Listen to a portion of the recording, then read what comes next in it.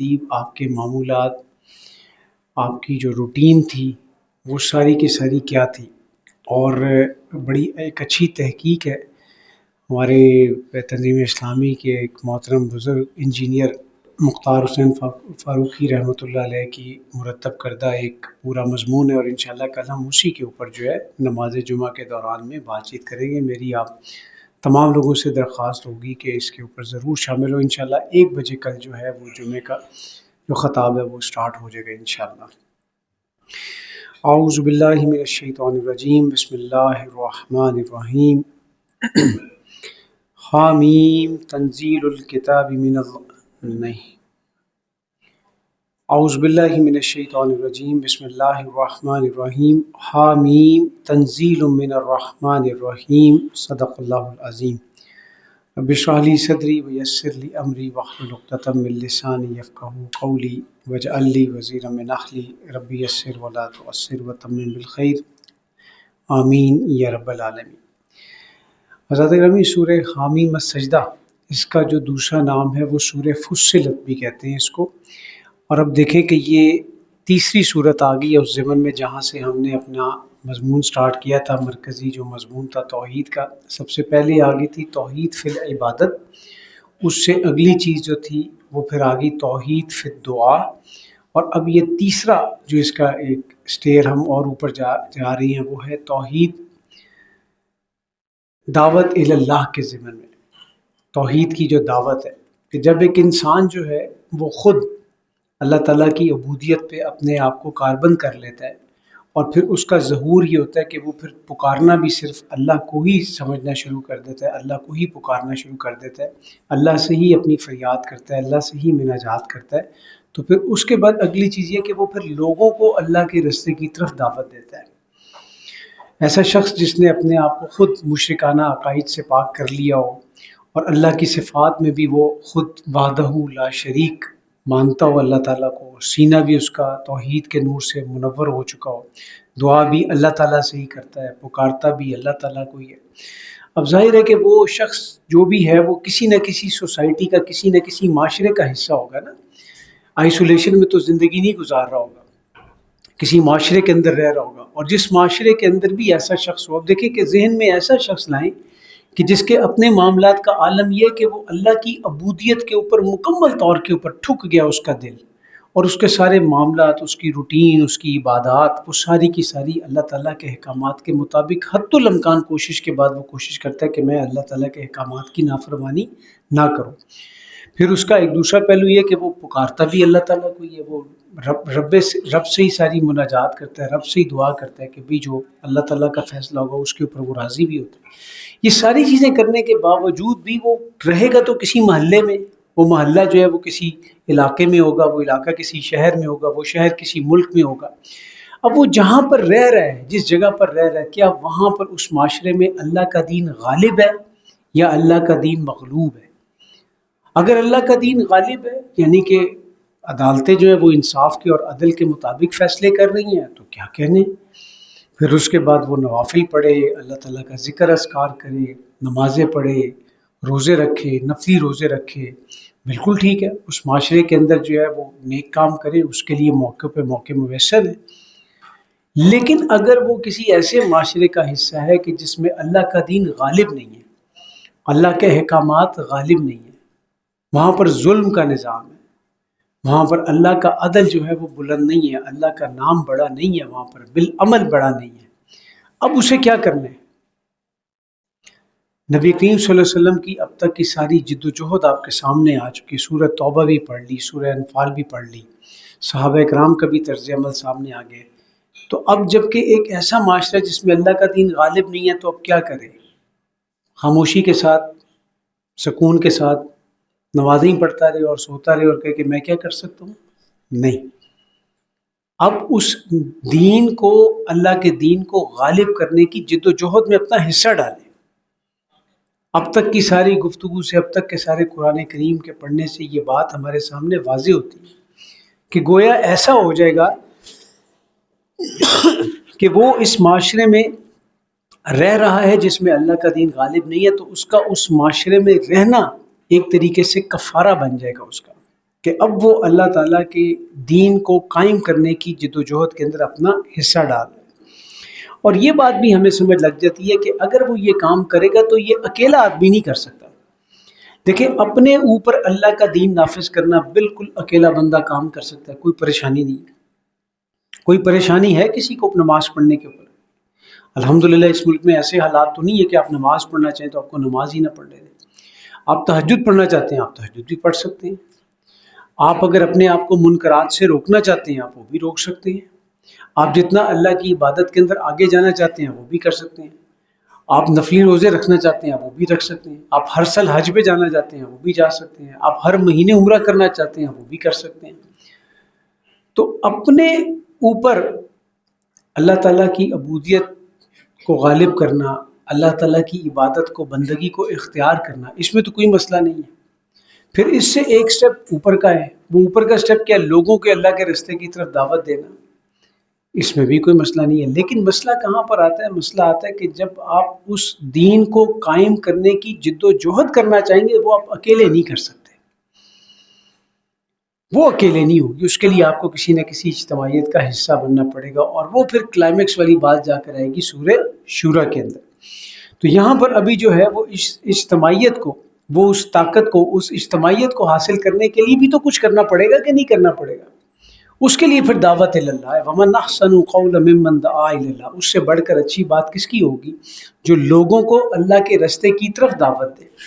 اس کا مقصد لوگوں کو اللہ کے ساتھ جوڑنا، کیونکہ وہ جو اللہ والے ہوں گے وہی پھر جب جڑیں گے اس دعوت کے ساتھ تو وہی آگے جا کر پھر اس دین کو قائم کرنے کی جد و جہد کی عملی جد و جہد میں اپنا حصہ ڈال سکیں گے۔ ہاں، اہم بات کیا ہے کہ یہ جو دعوت ہوگی یہ کس کے ذریعے ہوگی؟ یہ قرآن کے ذریعے ہوگی۔ دعوت قرآن سے، تبلیغ قرآن سے، انذار قرآن سے، تبشیر قرآن سے، کیونکہ نبی کریم صلی اللہ علیہ وسلم نے یہ سارا کام کس سے کیا؟ اسی دعوت، اسی قرآن کے ذریعے کیا۔ هو الذی بعث فی الامیین رسولا منہم یتلو علیہم آیاتہ ویزکیہم ویعلمہم الکتاب والحکمہ۔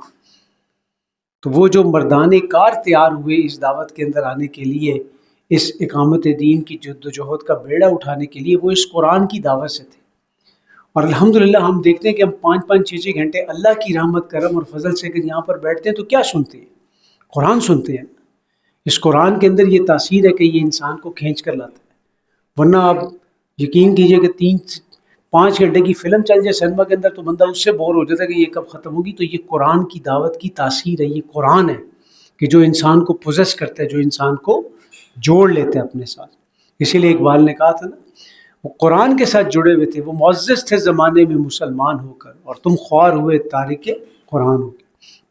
اب آتے ہیں اس کا باقاعدہ آغاز کرتے ہیں۔ حامیم تنزیل من الرحمن الرحیم۔ حامیم تنزیل، اس کتاب کا نازل کیا جانا رحمان اور رحیم کی طرف سے ہے۔ کتاب فصلت آیات، یہ ایک ایسی کتاب ہے جس کی آیات کو کھول کر بیان کیا گیا ہے۔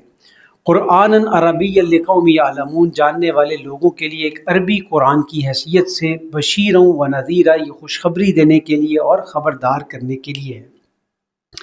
فَأَعْرَضَ أَكْثَرُهُمْ فَهُمْ لَا يَسْمَعُونَ، لیکن ان کی اکثریت نے منہ موڑ رکھا ہے اور وہ سنتے ہی نہیں ہیں۔ وَقَالُوا قُلُوبُنَا فِي أَكِنَّةٍ مِّمَّا تَدْعُونَا إِلَيْهِ، وہ کہتے ہیں جدھر تم ہمیں بلاتے ہو اس کی طرف سے ہمارے جو دل ہیں وہ پردے میں پڑے ہیں۔ وَفِي آذَانِنَا وَقْرٌ، اور ہمارے کان بوجھل ہیں۔ وَمِن بَيْنِنَا وَبَيْنِكَ حجاب، اور ہمارے اور تمہارے درمیان میں ایک پردہ ہے، ایک حجاب ہے۔ فَعْمَلْ إِنَّنَا عَامِلُونَ، پس تم اپنا کام کرو اور ہم اپنا کام کرتے ہیں۔ یہ وہ گستاخانہ طرز عمل ہے، وہ رویہ جب قرآن کی دعوت دی جاتی تھی تو قرآن کی دعوت دینے کے نتیجے میں آگے اس قسم کے جوابات دیے جاتے تھے کہ ہم پہ یہ بات اثر ہی نہیں کرتی۔ آج بھی یہ طرز عمل سننے کو ملتا ہے کہ جی ہمیں تو بس اثر ہی نہیں کرتا، یہ ہم تو آتے ہیں بیٹھتے ہیں لیکن پھر بھی ہمیں کچھ سمجھ نہیں آتی، اور اس کو بڑے فخریہ انداز کے اندر بتایا جاتا ہے کہ بھئی ہمارے دل کو کوئی چیز اس طریقے کے ساتھ نہیں ہے کہ جو ہم کسی چیز کی طرف لپک کے اس کو پکڑ لیں۔ اللہ ہمیں محفوظ رکھے اس قسم کی سوچ سے۔ یعنی کہ بیسکلی یہ بتایا جاتا ہے کہ ہماری جو ذہنی صلاحیت ہے، ہمارا ذہنی لیول اتنا اونچا اور اتنا بڑا ہے کہ یہ والی باتیں ہمیں اثر انداز نہیں کرتی، یہ بڑی چھوٹی سی باتیں لگتی ہیں، ہم اپنے انداز سے سمجھیں گے۔ آپ صلی اللہ علیہ وسلم نے اس کے اوپر پھر ان کو ایک جواب دیا. وہ جواب کیا ہے؟ قل نبی ان سے کہہ دیجئے انما انا بشر مثلکم، میں تو تمہاری طرح کا ایک انسان ہوں، ایک بشر ہوں. یوحا الی انما الہکم الہ واحد، ہاں البتہ مجھ پر وہی آتی ہے. میرے میں اور تمہارے میں جو بہت بڑا فرق ہے وہ کیا ہے کہ میرے اوپر اللہ کا فرشتہ آتا ہے اللہ کا کلام لے کر، اور یہ کہ تمہارا معبود صرف ایک ہی معبود ہے. فاستقیموا الیہ واستغفروہ، تو سیدھے اسی کی طرف متوجہ رہی اور اسی سے بخشش مانگی. وویل للمشرکین، اور مشرکوں کے لیے تو بہت بربادی ہے. الذین لا یأتون الزکاۃ وهم بالآخرۃ هم کافرون، وہ لوگ جو خود کو پاک کرنے کی کوشش نہیں کرتے وہ آخرت کے بھی منکر ہیں. یہاں پر یہ جو زکوٰۃ کا ذکر ہوا ہے بیسیکلی وہ کس لحاظ سے ہے؟ کیونکہ یہ تو ابھی مکی صورت ہے نا، اور مکی صورت کے اندر جو ہے وہ تو ابھی زکوٰۃ کے معاملات وغیرہ اس طریقے سے نہیں ہے، تو یہ تزکیہ نفس کی بات ہوئی ہے یہاں پہ. ان الذین آمنوا وعملوا الصالحات لهم اجر غیر ممنون، یقیناً وہ لوگ جو ایمان لا کر نیک عمل کرتے ہیں ان کے لیے نہ ختم ہونے والا اجر ہے. قل اانکم لتکفرون بالذی خلق الارض فی یومین، ان سے پوچھو کیا تم واقعی اس ہستی کا انکار کرتے ہو جس نے زمین کو 2 دنوں میں پیدا کیا؟ ہم سب جانتے ہیں کہ اللہ تعالیٰ نے قرآن کریم میں فرمایا نا، هو الذی خلق السماوات والارض فی 6 ایام، 6 دنوں میں اللہ تعالیٰ نے زمین و آسمان کو پیدا کیا. یہ وہ مقام ہے جہاں پر ان 6 دنوں کا ایک بریک ڈاؤن دیا جا رہا ہے، بریک اپ دیا جا رہا ہے کہ 6 دنوں میں کون کون سے کام کیسے کیسے ہوئے. کیا تم واقعی اس ہستی کا انکار کرتے ہو جس نے زمین کو 2 دنوں میں پیدا کیا؟ وَتَجْعَلُونَ لَهُ أَنْدَادًا، اور تم اس کے مد مقابل ٹھہراتے ہو. ذَلِكَ رَبُّ الْعَالَمِينَ، وہی تو تمام جہانوں کا رب ہے. وَجَعَلَ فِيهَا رَوَاسِيَ مِنْ فَوْقِهَا، اور اسی نے زمین کے اوپر پہاڑوں کے لنگر گاڑ دی ہیں. وَبَارَكَ فِيهَا، اور اس زمین میں برکتیں رکھی ہیں. وَقَدَّرَ فِيهَا أَقْوَاتَهَا، اور اس میں اندازے کے مطابق کھانے پینے کا سامان بھی رکھا ہے. فِي 4 أَيَّامٍ، 4 دنوں میں. 2 دن میں زمین آ گئی اور 2 دن کے اندر یہ پہاڑ برکت اور خوراک، اور 2 دن میں یہ 7 آسمان. سواء للسائلین، یہ تمام ضرورت مندوں کی ضرورت کے مطابق ہے. البتہ یہ آیات متشابہات میں سے ہے. ہمارا علم، ہماری عقل ان آیات کی حقیقت تک جو ہے وہ نہیں پہنچ سکتی. ہاں کبھی اگر ایسا معاملہ ہوا کہ سائنس ترقی کرتے کرتے اس لیول تک پہنچتی ہے کہ ان آیات کے بالکل مطابق ایک بریک اپ دینے کی صلاحیت رکھے تو بالکل ٹھیک ہے. جیسے وہ کہا کہ عروج آدم خاکی سے انجم سہمے جاتے ہیں کہ یہ ٹوٹا ہوا تارا مہ کامل نہ بن جائے. اور آگے اسی صورت کے آخر کے اندر وہ آیات بھی آ جائے گی، سنوریہم فی آیاتنا فی الآفاق وفی انفسہم حتی یتبین لہم انہ الحق. تو جو چیزیں اللہ تعالیٰ نے ہمارے سامنے ابھی تک رکھی ہیں، اللہ تعالیٰ نے تو قرآن کریم میں رکھ دی تھی. سائنس نے جب ان کو انڈورس کیا تو ہم کہتے ہیں کہ ہاں یہ تو پہلے بات ہو چکی تھی، تو وہ اس وقت پھر سامنے بات آ جائے گی. ثم استویٰ الی السماء وہی دخان، پھر وہ آسمان کی طرف متوجہ ہوا جو صرف ایک دھواں تھا. فقال لها وللارض ائتیا طوعا او کرہا، پھر اس نے اس دھوئیں اور زمین کو کہا کہ تم ہمارے احکام کو پورا کرو، بھلے خوشی خوشی آؤ یا بھلے مجبوری کے ساتھ آؤ. قالتا اتینا طائعین، تو انہوں نے کہا کہ ہم خوشی خوشی تکمیل کرتے ہیں، تعمیل کرتے ہیں آپ کے حکم کی. سوچنے والی بات یہ ہے کہ اگر زمین و آسمان جو ہے اللہ تعالیٰ کی تعمیل جو ہے وہ خوشی خوشی کرتے ہیں، تو یہ انسان اللہ تعالیٰ کی تعمیل خوشی خوشی کیوں نہیں کرتا؟ اصل ٹیسٹ یہ ہے کہ جو اس کے اندر وہ نفس رکھا ہوا ہے، فَأَلْهَمَهَا فُجُورَهَا وَتَقْوَاهَا وَنَفْسٍ وَمَا سَوَّاهَا، وہ جو نفس ہے وہ اس کو ان سب چیزوں سے، ان برائیوں کی طرف اکساتا بھی ہے اور روکتا بھی ہے. وَمَا أُبَرِّئُ إِلَّا نَفْسِي وَمَا أُبَرِّئُ الا امارۃ بالسوء، کہ نفس جو ہے، برا نفس جو ہے، نفس امارہ جو ہے وہ تو انسان کو برائی ہی کی تلقین کرتا ہے. لیکن ایک نفس مطمئنہ بھی ہے، یا ایتھا النفس المطمئنہ ارجعی الی ربک راضیۃ مرضیہ فادخلی فی عبادی وادخلی جنتی. تو اللہ سے دعا ہے کہ اللہ تعالیٰ اپنے کرم، رحم اور فضل کا ہمارے اوپر معاملہ فرماتے ہوئے ہمارے نفس کو نفس مطمئنہ بنائے. فَقَضَاهُنَّ سَبْعَ سَمَاوَاتٍ فِي يَوْمَيْنِ، پھر اس نے 2 دن میں 7 آسمان بنا دیے. وَأَوْحَىٰ فِي كُلِّ سَمَاءٍ أَمْرَهَا، اور اس نے ہر آسمان کے ذمے اس کا کام لگا دیا. وَزَيَّنَّا السَّمَاءَ الدُّنْيَا بِمَصَابِيحَ وَحِفْظًا، اور آسمان دنیا کو ہم چراغوں سے آراستہ کر دیا اور اس کی حفاظت کا بندوبست بھی کر دیا. ذالک تقدیر العزیز العلیم، یہ غالب اور جاننے والے کا منصوبہ ہے۔ فَإِنْ أَعْرَضُوا، پھر بھی اگر وہ منہ موڑیں، فقل، تو ان سے کہہ دیجئے انذرتکم صاعقہ، تو میں تو تمہیں اچانک ٹوٹ پڑنے والے ایک عذاب سے ڈراتا ہوں، مثل صاعقۃ عاد و ثمود، جیسے عذاب عاد اور سمود پر نازل ہوا تھا، قوم عاد اور قوم سمود پہ جو عذاب آئے تھے۔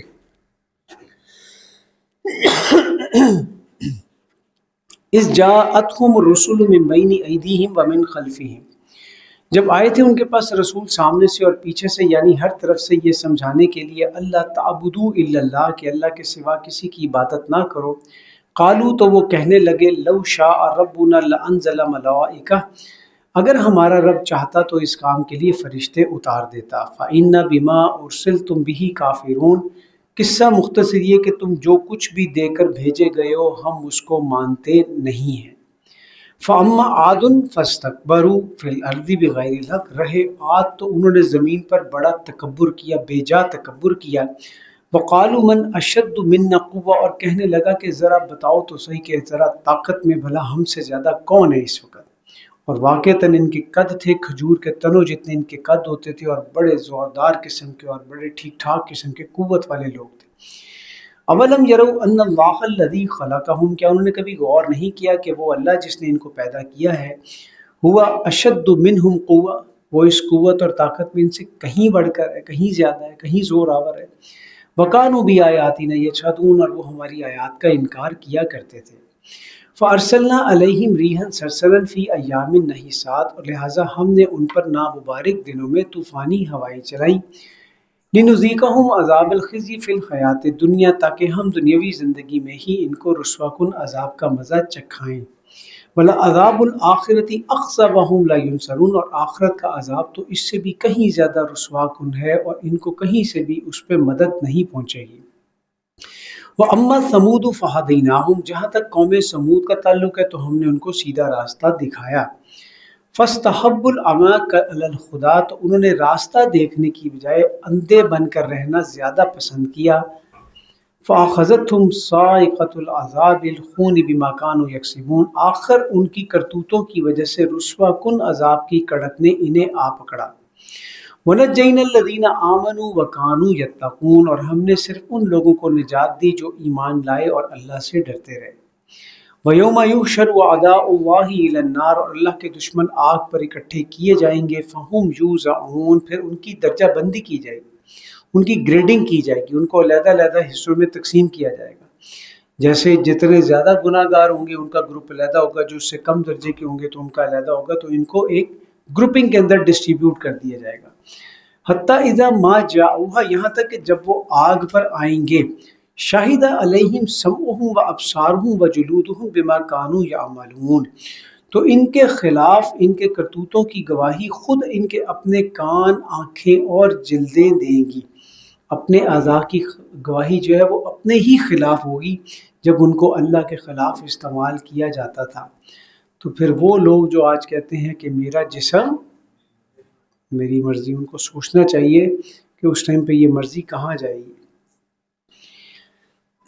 وقالوا لجلودہم لما شہدتم علینا، اس دن یہ پھر کہیں گے کہ بھئی یہ کیا، ہماری بلی اور ہمیں کو میاؤں، میری انگلیاں، میرے ہاتھ، میرے پاؤں، میری آنکھیں، میرے کان اور میرے خلاف بول رہی ہیں، میرا جسم میری مرضی۔ وہاں پر کہیں گے، اپنی جلدوں سے کہیں گے، تم ہمارے خلاف گواہی کیوں دے رہے ہو؟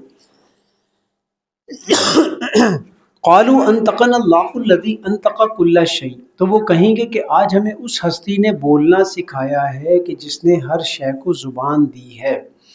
آج میرا جسم میری مرضی کا نعرہ نہیں چل سکے گا، آج تو ہم اللہ کی مرضی سے ہم بول رہے ہیں۔ وَهُوَ خَلَقَكُمْ أَوَّلَ مَرَّةٍ وَإِلَيْهِ تُرْجَعُونَ، اور اس نے تمہیں پہلی دفعہ پیدا کیا تھا اور تم اسی کی طرف لوٹائے جاؤ گے۔ وَمَا كُنْتُمْ تَسْتَتِرُونَ، اور تم دنیا میں جرائم کرتے وقت جب چھپتے تھے تو تمہیں یہ خیال نہیں تھا أَن يَشْهَدَ عَلَيْكُمْ سَمْعُكُمْ وَلَا أَبْصَارُكُمْ وَلَا جُلُودُكُمْ، کہ کبھی تمہارے کان، تمہاری آنکھیں، تمہاری جلدیں خود تمہارے خلاف گواہی دیں گی، اس وقت نہیں تمہیں یہ خیال آتا تھا۔ وَلَٰكِن ظَنَنْتُمْ أَنَّ اللَّهَ لَا يَعْلَمُ كَثِيرًا مِّمَّا تَعْمَلُونَ، بلکہ تمہیں تو یہ غلط فہمی رہتی تھی کہ اللہ کو تمہاری اکثر کرتوتوں کا علم ہی نہیں ہے۔ یہ ایک بڑا آج کی دنیا کے اندر ایک اسٹرانگ قسم کا ایک فینومینا بن چکا ہے، وہ یہ ہے، اس کا جو ایک سلیس زبان کے اندر جو بات ہے وہ یہ کہ اللہ تعالیٰ عالم کلیات ہے، اللہ تعالیٰ عالم جزیات نہیں ہے۔ سادہ سی بات کیا ہے اس کے بارے میں کہ اللہ تعالیٰ کو بڑی بڑی چیزوں کا پتہ ہے، جو بڑے بڑے معاملات ہیں، چھوٹی چھوٹی چیزوں سے اللہ تعالیٰ کو کوئی سروکار نہیں ہے۔ مثال کے طور پر میں نے اگر پانی 3 گھونٹ میں پیا ہے تو اللہ کو اس سے کیا فرق پڑتا کہ میں نے 3 میں پیا یا 4 میں پیا ہے۔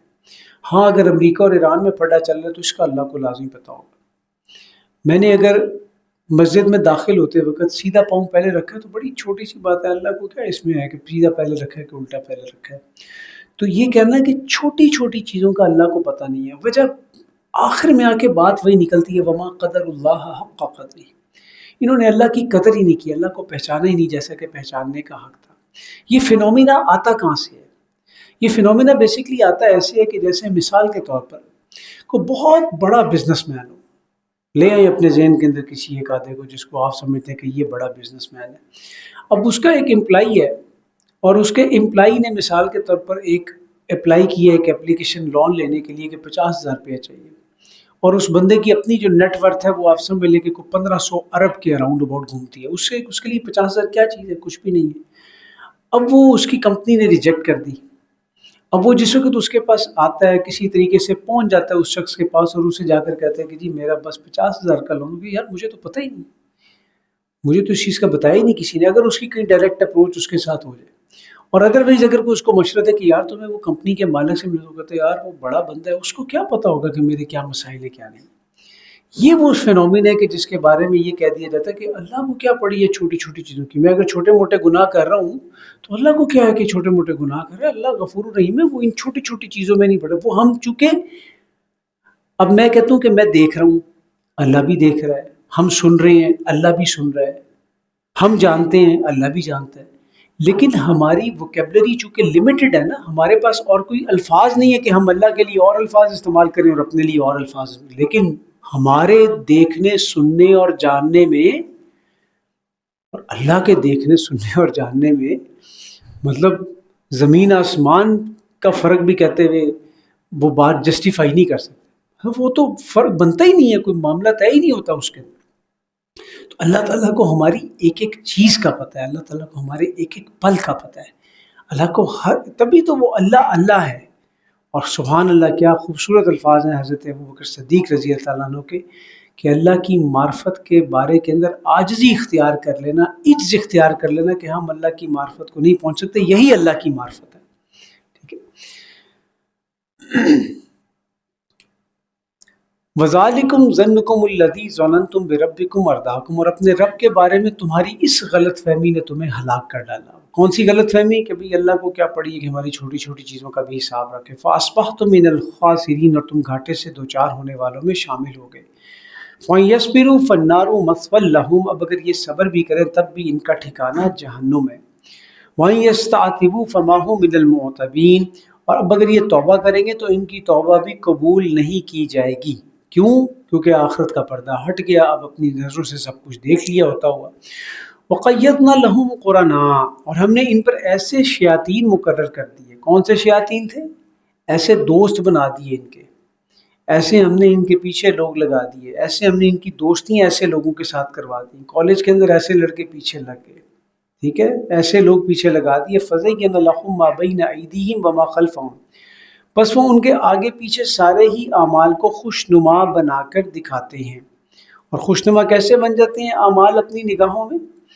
خوشنما اعمال جو نگاہوں کے اندر بنتے ہیں وہ اس کی ایک تعویل اللہ تعالیٰ نے سورہ کہف کے آخری رکوع میں بھی رکھی، الذین ضل سعیہم فی الحیات الدنیا وہم یحسبون انہم یحسنون صنعا، یہ وہ لوگ ہیں کہ جن کی زندگی کی ساری دوڑ دھوپ جو ہے وہ بھٹکی ہوئی ہے، دوسرے کاموں میں لگی ہوئی ہے، اور وہ یہ خیال کرتے ہیں کہ جو کچھ ہم کر رہے ہیں وہ بہت زبردست بڑے پائے کا کام کر رہے ہیں۔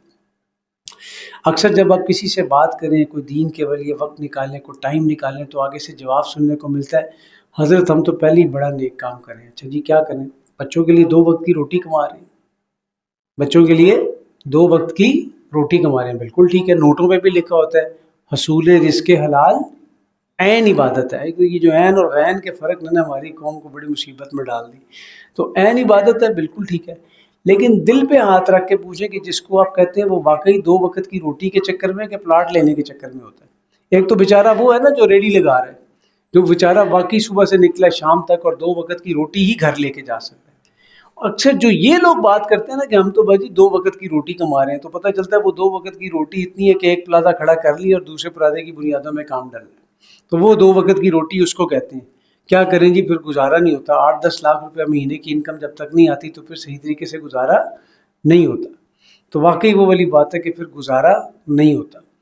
اور جب آپ کسی ریڈی والے سے پوچھتے ہیں، کسی اللہ والے ریڈی والے سے پوچھتے ہیں یہاں پہ گزارا ہو رہا ہے، تو کہتا ہے جی رب کا بڑا شکر ہے جی، اللہ کی بڑی مہربانی ہے، الحمدللہ بڑا اچھا گزارا ہو رہا ہے. تو یہ وہ فرق کرنے والی بات ہے بنیادی طور پہ درمیان میں کہ کس چیز کی طرف دوڑ دھوپ کی جا رہی ہے.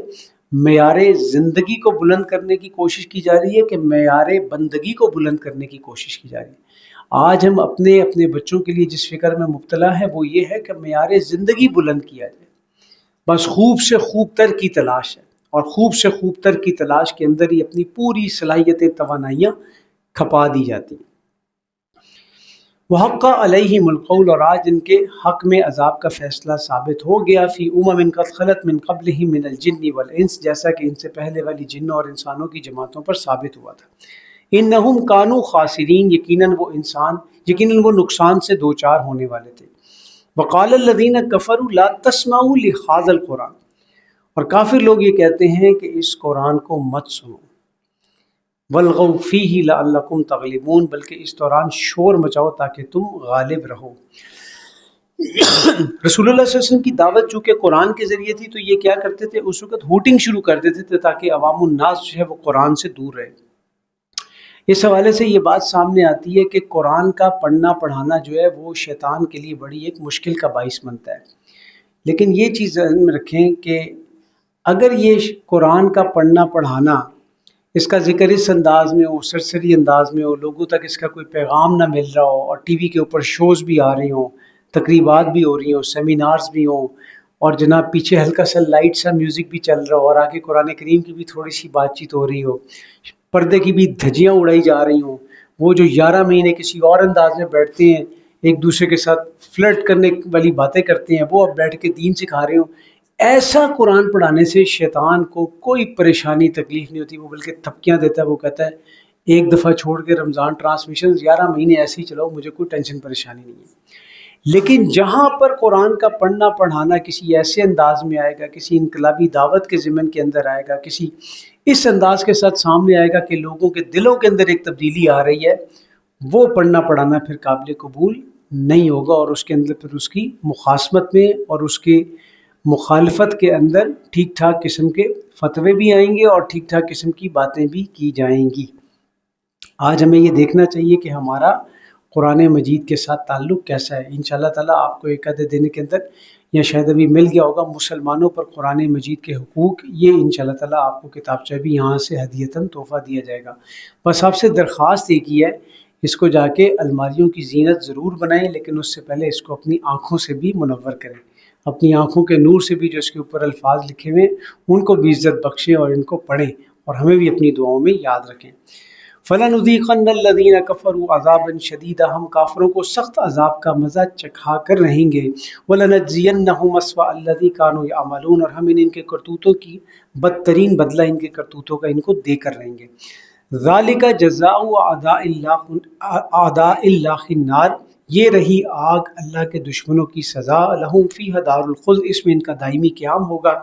جزاء بما كانوا بآیاتنا یجحدون، اور یہ بدلہ ان کو اس لیے دیا جائے گا کہ وہ ہماری آیات کا انکار کرتے تھے. وقال الذین کفروا ربنا، اور روز قیامت یہ جو کافر ہیں، یہ جو انکار کرنے والے کہیں گے اے ہمارے رب، ارنا الذین اضلانا من الجن والانس، ہمارے سامنے لا جنوں میں سے بھی اور انسانوں میں سے بھی ان کو جنہوں نے ہمیں گمراہ کیا. نجعلہما تحت اقدامنا، تاکہ ہم انہیں اپنے پاؤں کے نیچے رون سکیں. اللہ اکبر کبیرہ. آج جن دوستیوں کے اوپر یہاں پر تکیہ کیا جاتا ہے، آج کہتے ہیں کہ نہیں یار خیر ہے جو بھی ہے، بندہ بڑے کم دے گا، پکڑنی نہیں چاہیے ہے جناب. آج ہم کیا کرتے ہیں کہ ہمیں پتہ چلتا ہے کہ یہ جو شخص ہے یہ ہمارے لیے، ہمارے دین کے لیے، ہمارے ایمان کے لیے خطرہ ہے۔ اس کے ساتھ جتنی دیر ہم بیٹھتے ہیں تو ہم کوئی اچھی چیز نہیں سیکھتے، بلکہ اللہ کی نافرمانی کی باتیں ہی ہو رہی ہوتی ہیں۔ لیکن پھر بھی ہم اس کے ساتھ اپنا تعلق صرف اس وجہ سے نہیں توڑتے کہ یار بندہ کم دے گا، کل کلانو کتے پولیس سے جانا پی گیا تو یہی نال چلے گا، وہ جڑا بیچارہ شریف جہا بندہ ہے انہیں تو جانا نہیں نال۔ تو ہم اپنی جو مفادات ہوتی ہیں اس کی وجہ سے اپنی دوستیوں کو ہم چھوڑتے نہیں ہیں۔ دنیا کی غلط قسم کی دوستیاں وہاں پر کیسی ہوگی کہ انسان کہے گا میں نے اپنے پاؤں کے نیچے روند ڈالوں، آج یہاں پر ان سے کیسے ملتے ہیں ہم۔ لیکون من الاسفلین، تاکہ یہ بے عزت ہو جائے، ہم ان کو پاؤں کے نیچے روندے اور یہ بے عزت ہو جائیں۔ اب یہ وہ آیات آ رہی ہیں، آیات نمبر 30 سے لے کے 36 تک 7 آیات، جو کہ اس پوری صورت کا ایک ذروہ سنام، ایک کلائمیکس ہے۔ اللہ سے دعا کریں یہ ہمیں نہ صرف یہ کہ یاد ہوں، حفظ ہوں، بلکہ اللہ ہمیں ان پہ مضبوطی کے ساتھ اپنی رحمت اور کرم سے ٹھکا دے، مضبوطی کے ساتھ جما دے۔ یہ دعوت اللہ، اللہ کی طرف دعوت، اللہ کی طرف بلانا، دعوت تو اللہ کے لیے، دعوت تو اللہ کے قرآن کے لیے، دعوت مسلک کی نہ ہو۔ مسلک کی دعوت ہوگی تو پھر وہی بات ہوگا کہ وہ بندہ کہے گا کہ یار اے اپنے ول بلاندے نے، وہ اپنے ول بلاندے نے۔ اللہ کے دین کی دعوت ہو، اللہ کے قرآن کی دعوت ہو، یہ اس کا کلائمیکس ہے۔ یہاں پر جو ہے نبی کریم صلی اللہ علیہ وسلم کے پاس ایک دفعہ ایک صحابی آئے، حضرت سفیان رضی اللہ تعالیٰ عنہ بن عبداللہ، اور انہوں نے کہا کہ رسول اللہ میں کوئی اتنا زیادہ پڑھا لکھا بندہ نہیں ہوں، مجھے بس کوئی سادہ سی بات بتائیے۔ سبحان اللہ، میں حیران ہوتا ہوں کہ کیا انداز تھا۔ مجھے ایک اور بات یاد آ گئی، گو کہ وہ اس ٹاپک سے نہیں ہے، لیکن آپ دیکھیے رسول اللہ صلی اللہ علیہ وسلم کے ساتھ فرینکنس کا لیول کیا تھا صحابہ کا، فرینکنس کا لیول، بے تکلفی۔ آپ دیکھیے ادب کے اندر بے تکلفی کیسی تھی۔ بیسیکلی بے تکلفی ہوتی کیا کہ میں یہ بات کروں گا تو آگے سے مجھے جھاڑ تو نہیں پلا دی جائے گی، شٹ اپ کال تو نہیں دے دی جائے گی۔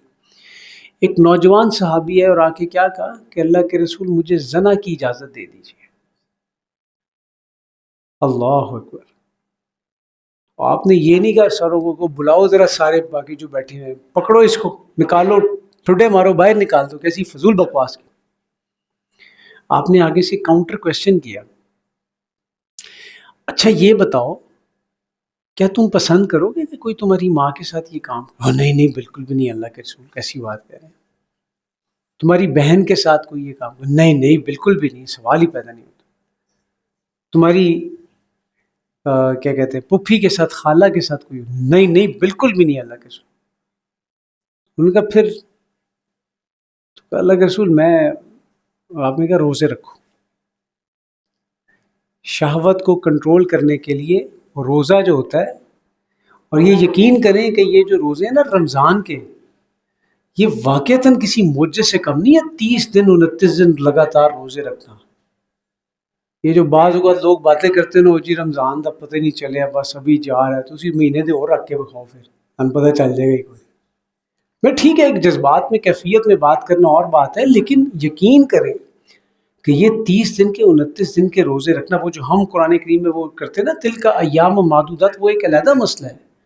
وہ 13 14 15 کے حساب سے، اور اس کے اوپر علامہ انور شاہ کشمیری رحمۃ اللہ علیہ کی پراپر ایک رائے موجود ہے کہ وہ پہلے جو روزے ہوتے تھے وہ ہر مہینے کا 13 14 15، اور پوری ٹریننگ کروائی گی سال کے 12 مہینوں کے اندر، تو 12 تھی یہ 36، تو یہ 30 دن یہ والے تھے اور 6 دن وہ شوال کے تھے۔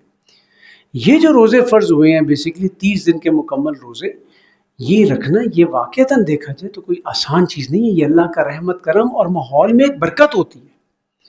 یہ پورے آپ نارمل دنوں کے اندر ذرا کوشش کرنا نا کہ ہر مہینے 13 14 15 کا روزہ رکھنا ہے، ہر مہینے، ہر ہفتے پیر اور جمعرات کا روزہ رکھنا ہے۔ ٹوٹل کتنے روزے بنتے ہیں؟ 13 14 15 3، اور ہر ہفتے میں 2 2، 4 ہفتے بھی لگا لیں تو 8، اور 8 اور 3 11، اور اگر 10 بھی لگا لیں 5 ہفتوں کے حساب سے تو 13، آدھے سے بھی کم بنتے ہیں، لیکن رکھ نہیں سکتا انسان۔ کوئی شخص ہو نا جو کہے کہ جی میں پچھلے 3 مہینوں سے ہر مہینے کے 12 13 روزے وہ والے رکھ رہا ہوں، 13 14 15، اور اس کے بعد پیر اور جمعرات، بہت مشکل ہو جاتا ہے، نہیں رکھ سکتا انسان۔ یہ اس مہینے کی برکت ہے کہ اللہ تعالیٰ اس مہینے کے اندر واقعتاً ایسی آسانی کر دیتا ہے کہ مطلب روزہ نہ رکھنا جو ہے وہ مشکل لگ رہا ہوتا ہے، اور روزہ رکھنا جو ہے وہ آسان لگ رہا ہوتا ہے۔ اور ماشاءاللہ یہ اس کا عمر سے بھی تعلق نہیں ہے۔ ہم الحمدللہ ہم جانتے ہیں ہمارے پاس مطلب جو لوگ ہم بڑے بزرگ 60 65 70 75 سال عمر ہے ماشاء اللہ روزہ رکھا ہوا ہے، وہ روزہ نہ رکھ کر ڈسٹرب ہوتے ہیں. ٹھیک ہے، تو یہ ایک بہت بڑی یہ برکت کا معاملہ ہے، یہ بڑی یہ اللہ تعالیٰ کی طرف سے ایک آسانی ہے. تو آپ صلی اللہ علیہ وسلم نے یہ فرمایا اور اس کے بعد پھر آپ نے ان کو روزے رکھنے کی تلقین کی. بتایا یہ رہا تھا کہ فرینکنس کا لیول کیا تھا، کہ کتنے ایزیلی وہ اپنے کوشچنز اینڈ آنسر کو فریم کر کے سامنے رکھ دیا کرتے تھے. تو یہاں پر حضرت سفیان نے یہ پوچھا کہ اللہ کے رسول یہ بتائیے، مجھے زیادہ لمبی چوڑی باتیں تو نہیں یاد رکھی جاتی، مجھے سادہ زبان میں مجھے اتنا بتا دیں کہ میں کیا کروں ایمان کے بارے میں. تو آپ صلی اللہ علیہ وسلم نے فرمایا قل آمنت باللہ ثم استقم، کہہ دو کہ میں ایمان لایا اللہ پر اور پھر اس پر جم جاؤ، پھر اس کے اوپر ٹھک جائے دل تمہارا، پھر قدم اس کو ہلا نہ سکے، کوئی مشکل تمہارے قدموں کو ہلا نہ سکے، پھر اس پہ جم جاؤ. اور ڈاکٹر صاحب اللہ رحمہ اس موقع پہ کہا کرتے تھے کہ اسی استقامت میں تو قیامت ہے، اسی استقامت میں قیامت ہے. اصل آپ فیصلہ کر لیں کہ میرے گھر میں شرعی پردہ ہوگا، آپ فیصلہ کر لیں کہ آج کے بعد گھر کے اندر حلال ہی آئے گا، حرام نہیں آئے گا. آپ فیصلہ کر لیں کہ انشاءاللہ آج کے بعد کسی قسم کے سودی کاروباری اور لین دین کے اندر کوئی معاونت نہیں ہوگی. آپ فیصلہ کر لیں کہ آج کے بعد کسی ایسی جگہ پر نہیں جائیں گے جہاں پر اللہ اور اس کے رسول کی نافرمانی ہوتی ہے. تو آپ دیکھیں پھر قیامت آتی ہے آپ کے لیے کہ نہیں آتی، تب قیامت آئے گی. یہ شہادت گہ الفت میں قدم رکھنا ہے، لوگ آسان سمجھتے ہیں مسلمان ہونا، اس سے تعلقات بھی خراب ہوں گے، تعلقات ٹوٹیں گے بھی، لوگ باتیں بھی کریں گے، تانے بھی ماریں گے. ہر چیز وہ تو نہیں ہوتی کہ جو آپ کہیں گے اور لوگ آ کے آپ کو جھک جھک کے سلام کریں گے، نہیں ایسا نہیں. رسول دعوت دیں اس دعوت کی طرف تو کسی کو مجنون کہا جائے، کسی کو قتل کی دھمکیاں ملیں، کسی کو کہا جائے کہ تمہیں علاقے سے باہر نکال دیں گے، پڑھ چکے ہیں نا سارا اب تو. اور ہم دعوت دیں تو ہمیں اٹھا کے اگلے جو ہے وہ پھولوں کے ہاتھ ڈالیں، یہ نہیں ہو سکتا، یہ قتل نہیں ہو سکتا. اس دعوت کی جو شان کہہ لیں یا اس دعوت کی جو روح کہہ لیں یا اس دعوت کی جو تاثیر کہہ لیں، وہ ہے یہی کہ اس میں اپنے بیگانے ہوتے ہیں.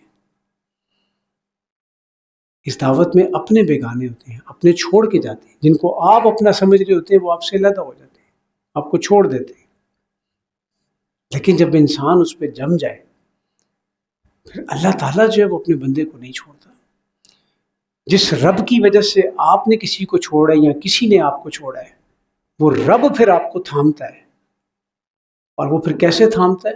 وہ نیچے کچھ لوگوں کی ڈیوٹیز لگا دیتا ہے آپ کو تھامنے کے لیے، پھر وہ لوگ آ کے آپ کو تھامتے ہیں. ہمارے ایک دوست ہیں وہ اس موقع پہ ذکر کرتے ہیں، وہ کہتے ہیں کچھ حالات بنے زندگی کے اندر، تو وہ کہتے ہیں کہ ایسے معاملہ ہوا کہ اس وقت بہت ہی مشکل اور پریشانی کے حالات تھے. تو یوں سمجھ لیجئے کہ کچھ ان کے قرآن اکیڈمی کے اور کچھ اسی تنظیم کے لوگ تھے کہ وہ ان کے ساتھ بہت زیادہ پہلے سے زیادہ اٹیچ ہو گئے، اور وہ بڑے مصروف لوگ تھے، کوئی فارغ لوگ نہیں تھے، مطلب بڑے مصروف لوگ تھے. وہ کہتے ہیں رات کو میں 2:30 بجے بھی کال کرتا نا تو وہ ٹھک کر کے کال سنتے، جواب دیتے، یا کال مس ہو جاتی تو فوراً ان کی کال آتی. اور کہتے ہیں جب میرے وہ حالات گزر گئے، وہ سختی گزر گئی، پریشانی گزر گئی، اب جب میں ان لوگوں کو کال کرتا ہوں تو وہ سنتا ہی نہیں ہے. تو میں انہیں ہنس کے کہتا ہوں کہ یار پہلے جب میرے حالات مشکل تھے تب تو آپ فوراً کال کرتے. کہتے بھائی پہلے ہمیں ڈر لگا رہتا تھا کہ بندہ پریشانی میں نہ ہو، اب تو ہمیں پتہ ہے کہ آپ بالکل سکون سے جا رہے ہیں تو حال چال کے لیے فون کر رہے ہوں گے، تو اب ہمیں کوئی پریشانی نہیں ہے آپ کی طرف سے. تو اللہ تعالیٰ لوگوں کی ذمہ داریاں لگا دیتا ہے، ڈیوٹیاں لگا دیتا ہے. اللہ تعالیٰ پھر بندے کو تقویت دیتا ہے اور اللہ اپنے بندے کو تھام لیتا ہے. انشاءاللہ آئے گی سورۃ طلاق، پڑھیں گے اس میں وَمَن يَتَّقِ اللَّهَ يَجْعَل لَّهُ مَخْرَجًا، اور جو کوئی اللہ پہ تقوی اختیار کرے گا وہ اس کے لیے اس در سے اس مشکل سے ایگزٹ کا رستہ بنا دے گا، نکلنے کا رستہ بنا دے گا. وَمَن يَتَوَکَّلْ عَلَى اللَّهِ فَهُوَ حَسْبُهُ، اور جو اس پہ توکل کرے گا اللہ اس کے لیے کافی ہو جائے گا. تو اللہ تعالیٰ ہمیں اس کا یقین عطا فرمائے. ان الذین قالوا ربنا اللہ ثم استقاموا، یقیناً وہ لوگ جو کہیں کہ ہمارا رب تو اللہ ہے اور پھر وہ اس کے اوپر ثابت قدم رہے. تتنزل علیہم الملائکہ، تو ان پر فرشتے نازل ہوتے ہیں یہ کہتے ہوئے اللہ تخافوا ولا تحزنوا، کہ نہ ڈرو اور نہ غم کھاؤ. وابشروا بالجنۃ التی کنتم توعدون، بلکہ اس جنت کے مل جانے پر خوشیاں مناؤ جس کا تم سے وعدہ کیا گیا تھا. نحن اولیاؤکم فی الحیات الدنیا و فی الآخرہ، ہم ہی تمہارے دوست ہیں دنیا کی زندگی میں بھی اور آخرت کی زندگی میں بھی۔ وَلَكُمْ فِيهَا مَا تَشْتَهِي أَنفُسُكُمْ وَلَكُمْ فِيهَا مَا تَدَّعُونَ، اور آخرت میں تمہارے لیے وہ سب کچھ ہوگا جس کی تمہیں خواہش ہوگی، اور اضافی طور پر بھی جو کچھ تم مانگو گے وہ سب بھی تمہارے لیے حاضر کر دیا جائے گا۔ دیکھیے فرشتوں کا نزول کب ہوتا ہے؟ اقبال نے کہا تھا نا، فضائے بدر پیدا کر فرشتے تیری نصرت کو، اتر سکتے ہیں گردوں سے کتار اندر کتار اب بھی۔ تو فرشتے ہمیں تو صرف دو ٹائم ہی نظر آتے ہیں، ایک ٹائم کے اوپر جس وقت وہ موت کا فرشتہ ہوتا ہے خوشخبری دینے کے لیے، مطلب موت کے وقت آتے ہیں فرشتے، یہاں خوشخبری ہوتی ہے، اور یہاں پر خدا نہ خواستہ وارننگ ہوتی ہے کہ چل بھئی اب تیرا ٹائم آ گیا اور اب تم نے جو کچھ کیا وہ تجھے بتایا جائے گا۔ تو یہاں پر فرشتے کون سے آتے ہیں؟ انسان کے دل کے اندر ایک خیال آتا ہے۔ بعض اوقات آپ کبھی ایک چیز کرنے لگتے ہیں اور آپ کو فوری طور کے اوپر ایک خود ہی سے باہر سے آٹومیٹکلی ایک اپنے دل کے اندر خیال آتا ہے، نہیں یار اس کو ایسے نہ کروں ایسے کر لوں۔ بعض اوقات ایسے آپ محسوس کرتے ہیں کہ ایک معاملہ آپ کا چل رہا ہے اور آپ اس کے اندر، اب سبحان اللہ، مطلب جب آپ اللہ والوں کے ساتھ بیٹھتے ہیں نا، اللہ والے کون ہوتے ہیں؟ اللہ والے ہوتے ہیں وہ سبز رنگ کے بڑے بڑے چگے جنہوں نے پہنے ہوں گے، بڑی بڑی ماں، وہ اللہ والے ہوتے ہیں۔ ہمارا تصور ہے نا اللہ والوں کا کہ اللہ والا تو پھر ایسے ہی ہوگا۔ ہمارے دوست تھے بڑے ہیں بلکہ ماشاء اللہ، تو ایک دفعہ اسی طرح ان کے ساتھ جا رہے اسلام آباد میں ایک جگہ پہ، اور پیک کا ٹائم تھا، مطلب وہ جو 1:30-2 بجے کا ٹائم ہوتا ہے نا کہ جس میں پورا سب کارپوریٹ سیکٹر باہر نکلا ہوتا ہے، اور بلو ایریا جیسا ایریا کہ جہاں پر وہ ساری گاڑیاں، تو مجھے یاد ہے بڑی اچھی طرح کہ گاڑی ایسے کی تو ایسی گاڑی نکلی اور وہ نکلی اور ہم نے گاڑی پارک کر دی۔ میں نے کہا یار کیا بات ہے بھائی، بڑی زبردست طریقے سے پارکنگ مل گئی۔ تو اس نے ایک جملہ بولا، اس نے کہا یار میں پچھلے چوک سے دعا مانگتا ہوا آ رہا تھا کہ یا اللہ پارکنگ ملنی ہے، پارکنگ ملنی ہے، پارکنگ چاہیے اللہ، پارکنگ چاہیے۔ تو بھائی پھر اللہ سنتا ہے نا۔ میں حیران ہو گیا کہ یار یہ ہوتا ہے یقین، تم پارکنگ لینے کے لیے بھی دعا کرو نا اللہ سے۔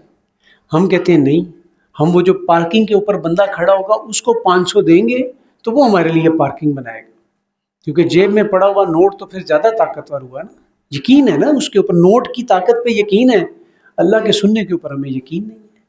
تو جس کو یقین ہوتا ہے اس کو یقین ہوتا ہے، وہ کہتا ہے کہ بھئی یہ ہوگا کام، میں اللہ کو ریکویسٹ ڈال دی، اب انشاءاللہ اللہ اس کو پورا کرے گا۔ یقین جو ہے نا اصل میں وہی والی بات ہے، یقین جتنا زیادہ ڈاؤن لوڈ کر لیں گے، جتنی جلدی ڈاؤن لوڈ ہو جائے گا یقین اتنا زیادہ افیکٹو ہو جائے گا۔ یقین جتنا زیادہ وہ متزلزل، مطلب کبھی ادھر والا کام ہوگا تو پھر وہ معاملہ اس طریقے سے بنے گا نہیں۔ تو فرشتے جو ہیں وہ آ کے تھپکی بھی دیتے ہیں، بتاتے ہیں کہ ہاں یہ بڑا اچھا کام کیا۔ اور انسان، پھر ایک اور حدیث کا مفہوم ہے کہ اگر تم سمجھتے ہو کہ تمہارے میں ایمان ہے تو اس کی نشانی یہ کہ جب تم کوئی کام کرو، اچھا نیک کام کرو، تو اس پہ تمہیں خوشی محسوس ہو، اور اگر کوئی چیز غلط ہوگی تو اس کے اوپر ایک ندامت محسوس ہو، یہ بھی انسان کے ایمان کی ایک نشانی ہے۔ وَلَكُمْ فِيهَا مَا تَدَّعُونَ نُزُلًا مِّن غَفُورٍ رَحِيمٍ، پھر نزل آ گیا، تنویر بھائی آگے سامنے بیٹھے ہوئے ہیں۔ نزل کیا ہو گیا جی؟ کیا ہوتا ہے نزل؟ سٹارٹر۔ یہ تو ابتدائی مہمان نوازی ہے غفور الرحیم رب کی طرف سے، یہ تو ابھی وہ چیز ہے جو بالکل سٹارٹر میں ہے، بالکل سٹارٹر میں۔ جیسے آپ جاتے ہیں نا پرانے وقتوں میں جب وہ ہوتے تھے تو انہوں نے وہ آپ باربیکیو کھانے کے لیے گئے ہیں تو دہی رہتا اور سلاد پہلے لا کے رکھ دیتے تھے۔ اب وہ بھی سمجھدار ہو گئے، لکھ کے لگایا ہوتا ہے دہی رہتے کہ 50 روپے ایکسٹرا ہوں گے، تو سٹارٹر انہوں نے ختم کر دی۔ لیکن اللہ تعالیٰ کا سٹارٹر ابھی بھی فری ہے، ابتدائی مہمان نوازی ہے۔ یہ تو وَلَكُمْ فِيهَا مَا تَشْتَهِي أَنفُسُكُمْ وَلَكُمْ فِيهَا مَا تَدَّعُونَ، جو کچھ تم چاہو گے تمہیں ملے گا، اور اس کے علاوہ جو اضافی چاہو گے وہ بھی تمہیں ملے گا۔ اور ابھی اللہ کہہ رہا ہے کہ یہ ابتدائی مہمان نوازی ہے۔ کبھی کبھی انسان سوچتا ہے تو اللہ کی قسم ہماری سوچ ختم ہو جاتی ہے، ہم جنت کے بارے میں نہیں سوچ سکتے، ہم جنت کے بارے میں نہیں سوچ سکتے۔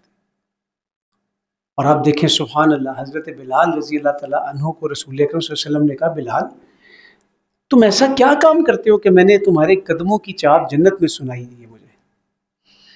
سبحان اللہ، میں آپ دیکھیں کہ رسول اللہ صلی اللہ علیہ وسلم حضرت بلال کے چلنے کی آہٹ کو بھی سمجھتے تھے۔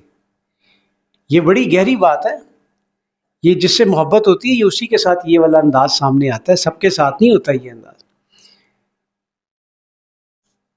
ہم آواز پہچانتے ہیں نا، مجھے وہ اپنی پھپھو اس پہ یاد آتی ہیں، وہ کہتی تھیں کہ جب بھی میں میری وہ آواز سنتی ہے تو وہ کہتی تھیں آگے سے کہ مجھے ایسے لگتا ہے کہ جیسے پائن آگے نے، میرے والد صاحب کو کہتی تھی کہ ایسے لگتا ہے کہ جیسے پائنا آگے بالکل انہوں وقت بھی آواز ہی کی ہے. یہ تو آواز ہے نا. ایک کیا چیز ہے؟ قدموں کی آہٹ، چلنے کا انداز. اور یہ آپ ہر کسی کا تو نہیں کر سکتے. جس سے بہت ایک کلائمیکس کی محبت ہوتی ہے تو آپ اس کے چلنے کے، ایک ہوتا ہے آپ نے چلنے کا انداز دیکھا، چلتے ہوئے دیکھا کسی کو، آپ کو پتہ چل گیا یہ فلانا دوست جا رہا ہے. ایک ہے اس کے قدموں کی آہٹ سے پہچاننا. رسول اللہ صلی اللہ علیہ وسلم نے فرمایا کہ میں نے بلال کے قدموں کی آہٹ سنی جنت میں. اللہ اکبر. تو وہ پوچھا کہ بلال کیا کرتے کیا ہو؟ تو حضرت بلال رضی اللہ تعالیٰ نے کہا کہ اللہ میں تو کوئی اسپیشل کام نہیں کرتا، ہاں بس ایک چھوٹا سا کام ہے وہ میں نے بڑا پکا رکھا ہوا ہے. کہا کیا کرتے ہو؟ وہ کہا میں جب بھی، ابھی میں اپنی انٹرپریٹیشن کے ساتھ بتا رہا ہوں کہ میں جب بھی واش روم جاتا ہوں تو واپسی پہ میں وضو کر لیتا ہوں، اور جب میں وضو کر لیتا ہوں تو پھر میں آ کے 2 رکعت نفل پڑھ لیتا ہوں. اللہ اکبر. تحیت الوضو، جیسے تحیت المسجد ہے نا ویسے تحیت الوضو بھی ہے. اور باوضو رہنا. اور جب انسان باوضو رہتا ہے تو انسان اللہ تعالیٰ کی پروٹیکشن میں رہتا ہے. اچھا ہم کتنے فیل کرتے ہیں نا اگر کسی کو کبھی اتفاق ہوا ہو کہ اس نے پسٹل لگا کے ہو. اب ایسی پسٹل لگا کے چل رہے ہو نا تو بندہ ویسے ہی ذرا پنجوں پہ چلنا شروع کر دیتا ہے، سینہ ایسے ہی چوڑا ہو جاتا ہے، بے شک چھاتی ویسی دمے کی مریض ہو یا جو مرضی ہو، لیکن ساتھ پسٹل لگا ہوتا ہے نا تو بندہ ایسی خواہ خواہ میں ذرا ایسے ایسے کر کے نا ذرا دکھاتا ہے کہ بھی میں، میرے ساتھ جو ہے نا ویپن لگا ہوا ہے. اس کو بیسکلی سائیکولوجیکلی اس چیز کا احساس ہوتا ہے کہ میں کسی چیز کی پروٹیکشن میں ہوں. حالانکہ وہ پسٹل حفاظت کی ضمانت نہیں ہو سکتا. جو اگلا آ کے لوڈ کرے، آپ ابھی تک ادھر ہی پہنچے اور ٹک ٹک فائر اور انا للہ ہو گیا، ختم بات، کہانی مک گئی. ٹھیک ہے نا. وہ شخص اللہ کی پروٹیکشن میں آ جاتا ہے جو باوضو ہوتا ہے. باوضو اللہ تعالیٰ کی پروٹیکشن میں آ جاتا ہے. اور مجھے یاد آتے ہیں، مطلب ذہن سے نام نکل گیا، ایک دفعہ انہوں نے بڑی پیاری بات کی تھی، بڑی زبردست بات کی تھی. تو انہوں نے کہا کہ سردیوں کے اندر نا وضو بچانا بڑا مشکل ہوتا ہے، بس سادہ سا کلیہ یہ ہے کہ جب بھی آپ واش روم جائیں تو وضو تازہ کر لیں. لوگ پھر اس کے اوپر، اسی طرح ہمارے بڑے پیارے مربی ہیں، اللہ ان کی حفاظت فرمائے، ان سے ایک دفعہ بات ہوئی تو انہوں نے کہا کہ یار تہجد کا طریقہ کار یہ ہونا چاہیے، اگر نیت ہے کہ سونے سے پہلے ٹکا کے پانی پی کے سو، تاکہ اس ٹائم کے اوپر آپ کو واش روم جانے کی ضرورت پڑے اور آپ آٹومیٹکلی اٹھ جاتا ہے. انسان تہجد کے لیے الارم لگا کے سوتا ہے تو اٹھ کے بند کرتا ہے. میرے جیسا بندہ تو پھر الارم لگا کے سوتا ہے اور جب اٹھتا ہے بڑے اہتمام سے اس کو بند کر کے پھر دوبارہ سو جاتا ہے. ہم کہتے ہیں بھاجی ہماری تہجد ہوگی، ہم نے اٹھ کے الارم بند کر دیا، باقی اللہ توفیق دے گا تو پڑے گی. تو انہوں نے بتایا کہ طریقہ کار اس کا کیا ہے کہ آپ پانی کے 2-3 گلاس پی کے سوئیں، تاکہ اس وقت آپ نے خالی الارم بند نہیں کرنا بلکہ آپ نے اٹھ کے واش روم جانے. اب جب آپ جائیں گے اور پھر تھوڑا وضو کر لیں اور اس کے بعد پھر انشاءاللہ اللہ خیر کرے گا تو آپ مصلی پہ کھڑے ہو ہی جائیں گے. اب یہ پلاننگ ہے نا، یہ محنت ہے نا اس کے بارے میں. جیسے ہم کہتے ہیں نا ہاں وہ فلانی گڈی آئی سی، اس کا مال اس کو دینا، اس کو پلاننگ کرتے ہیں نا، اور پھر نکالتے ہیں کہ ہاں اس میں سے اتنا 50,000 کی دیہڑی ادھر سے لگے گی، 2 لاکھ ادھر سے آئے گا، 50,000 ادھر سے آئے گا، 25 ادھر سے آئے گا، اس طرح مینیج کر لیں گے. تو جب اس کی پلاننگ کرتے ہیں تو پھر یہ بغیر پلاننگ کے ہو جائے گا آرام سے. اس کی بھی پلاننگ ضروری ہے. تو یہاں فرمایا نزلا من غفور الرحیم، یہ اس بخشنے والے رب کی طرف سے ابتدائی مہمان نوازی کے طور پر ہوگا. اب یہ آیت آ رہی ہے جو اس صورت کا کلائمیکس ہے. ومن احسن قولا ممن دعا الی اللہ وعمل صالحا، اس سے اچھی بات کس کی ہے کہ جو لوگوں کو اللہ کے راستے کی طرف بلائے. اس سے بڑی کوئی اچھی بات ہو سکتی ہے کہ اس کا جو کام ہے، اس کا پرپس کیا ہے کہ وہ لوگوں کو بلا رہا ہے اللہ کی طرف، رب کی طرف، کہ آؤ یار اللہ کی طرف، رب کی طرف آؤ، آؤ درس قرآن میں آؤ، آؤ دورہ ترجمہ قرآن میں بیٹھتے ہیں، آؤ درس قرآن کا سلسلہ ہو رہا ہے، آؤ قرآن فہمی کی ایک کلاس ہو رہی ہے، اور قرآن کے ساتھ جڑتے ہیں، ذرا دیکھتے ہیں اللہ تعالیٰ کیا کہہ رہے ہیں اس میں. لیکن ساتھ کیا، وہ عمل صالحا، اس کا اپنا عمل بھی نیک ہو. آپ جو دعوت دے رہی ہو سب کو کہ صبح فجر پڑھنی چاہیے، باقی پہنچ جائیں مسجد میں اور خود بندہ فجر میں نہ ہو مسجد میں، تو دوسرے تیسرے دن بندہ پہنچے گا چوئی صاحب آپ کدھر پڑھتے ہیں؟ تو آپ کے سیدھے بھائی مدینے پڑھ کے آنے، تعلق کی پتہ ہے. آپ کو کیا پتا، ہمارا جو مسئلہ ہے وہ تو ڈائریکٹ لنک ہے. ہم تو ادھر پڑھ کے تو کہتے پھر سانو بھی اس طرح کا مسئلہ دیو، اسی خواہ خواہ باہر آنے ایڈی مطلب محنت کر کے سردی دے وچ تے گرمی دے. تو اپنا عمل بھی نیک ہو، اوروں کو نصیحت خود میاں فضیت وہ والا معاملہ نہ ہو۔ لیکن یاد رکھنا ہے یہاں پر ایک بڑی باریک واردات کرتا ہے شیطان، اور وہ واردات کیا کرتا ہے؟ تیرا عمل تو ٹھیک ہے ہی نہیں، تجھے تو ابھی دعوت دینی نہیں چاہیے، تو ابھی بہت پیچھے ہے اس کام میں، اس کے چکر میں نہیں آنا۔ ہاں جو بھی ہے، جس طرح بھی ہے، سامنے جو بات ہے وہ یہ ہے کہ اپنا عمل بھی نیک ہو، کہ اپنا عمل بھی اسی سے لنک ہو، اپنا عمل اس دعوت کے اپوزٹ نہ ہو۔ آپ کہہ رہے ہیں کہ بھئی شرعی پردہ کرو، اپنے گھر میں نہ ہو، لیکن اس کو ایک اور اینگل سے بھی سمجھنا ہے۔ اللہ تعالیٰ نے رسولوں کے گھروں میں بھی نافرمان بیویاں رکھی ہیں، رکھی کہ نہیں رکھی؟ حضرت لوط کی تھی کہ نہیں تھی؟ حضرت نوح علیہ السلام کے بارے میں بھی کہیں پہ آتا ہے کہ ایک بیوی ان کی ایسی تھی، تو انہوں نے دعوت دینی نہیں چھوڑی، نہ ہی بیگم بدلی اور نہ دعوت دینی چھوڑی۔ یہ بھی ساتھ بتا دو، یہ نہ ہو کہ کوئی کہے کہ پھر بیگم ہی بدل لو، تو بیگم نہ بدلنے کی کوشش کیجیے گا۔ ہاں اگر اللہ تعالیٰ ایک اور عطا فرما دے اپنی جناب سے تو اس کا شکر ادا کرتے ہوئے اپنائیے گا، لیکن یہ نہ کیجیے گا کہ پھر بیگم بدل لیتے ہیں دعوت دینے کے لیے، ٹھیک ہے نا؟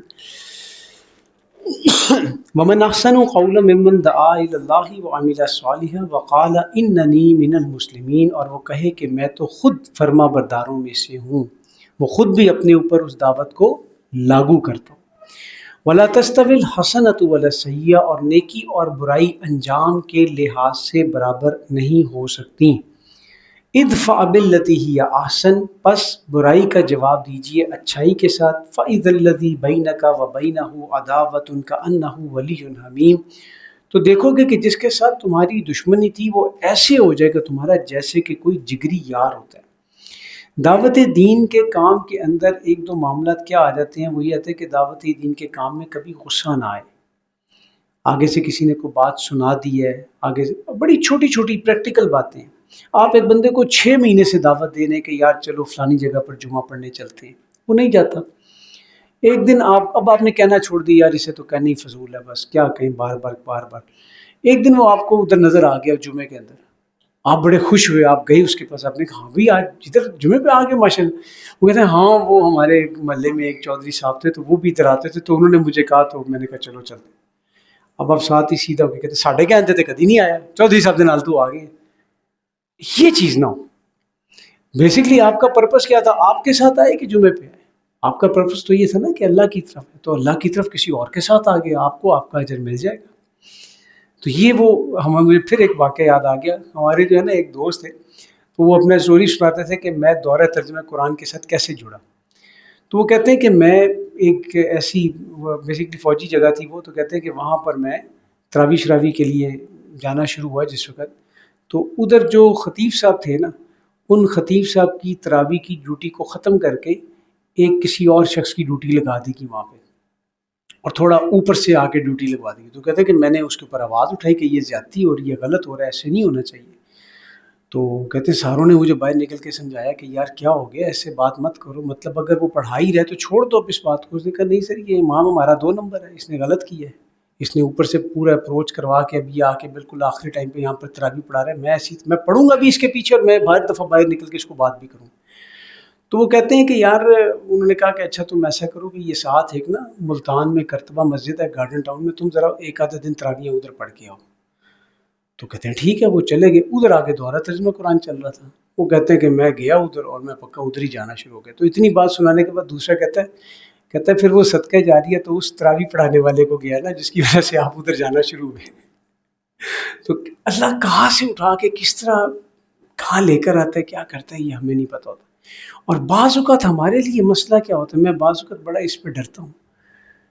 بعض اوقات یقینی طور پہ یقین کریں کہ ایسی سہولت میسر ہوتی ہے کہ بالکل ساتھ علی گلی میں گھر ہے، 4 گلیاں چھوڑ کے گھر ہے، سب پروگرام چل رہا ہے، سب کچھ موجود ہے، اور بس انسان ایک دفعہ رک جاتا ہے اور پھر کرتے کرتے کرتے کرتے پتہ چلتا ہے 30 دن گزر گئے، اور اس کے بعد انسان پھر یہی کہتا ہے کہ یار چلو اگلی دفعہ انشاءاللہ کروں گا۔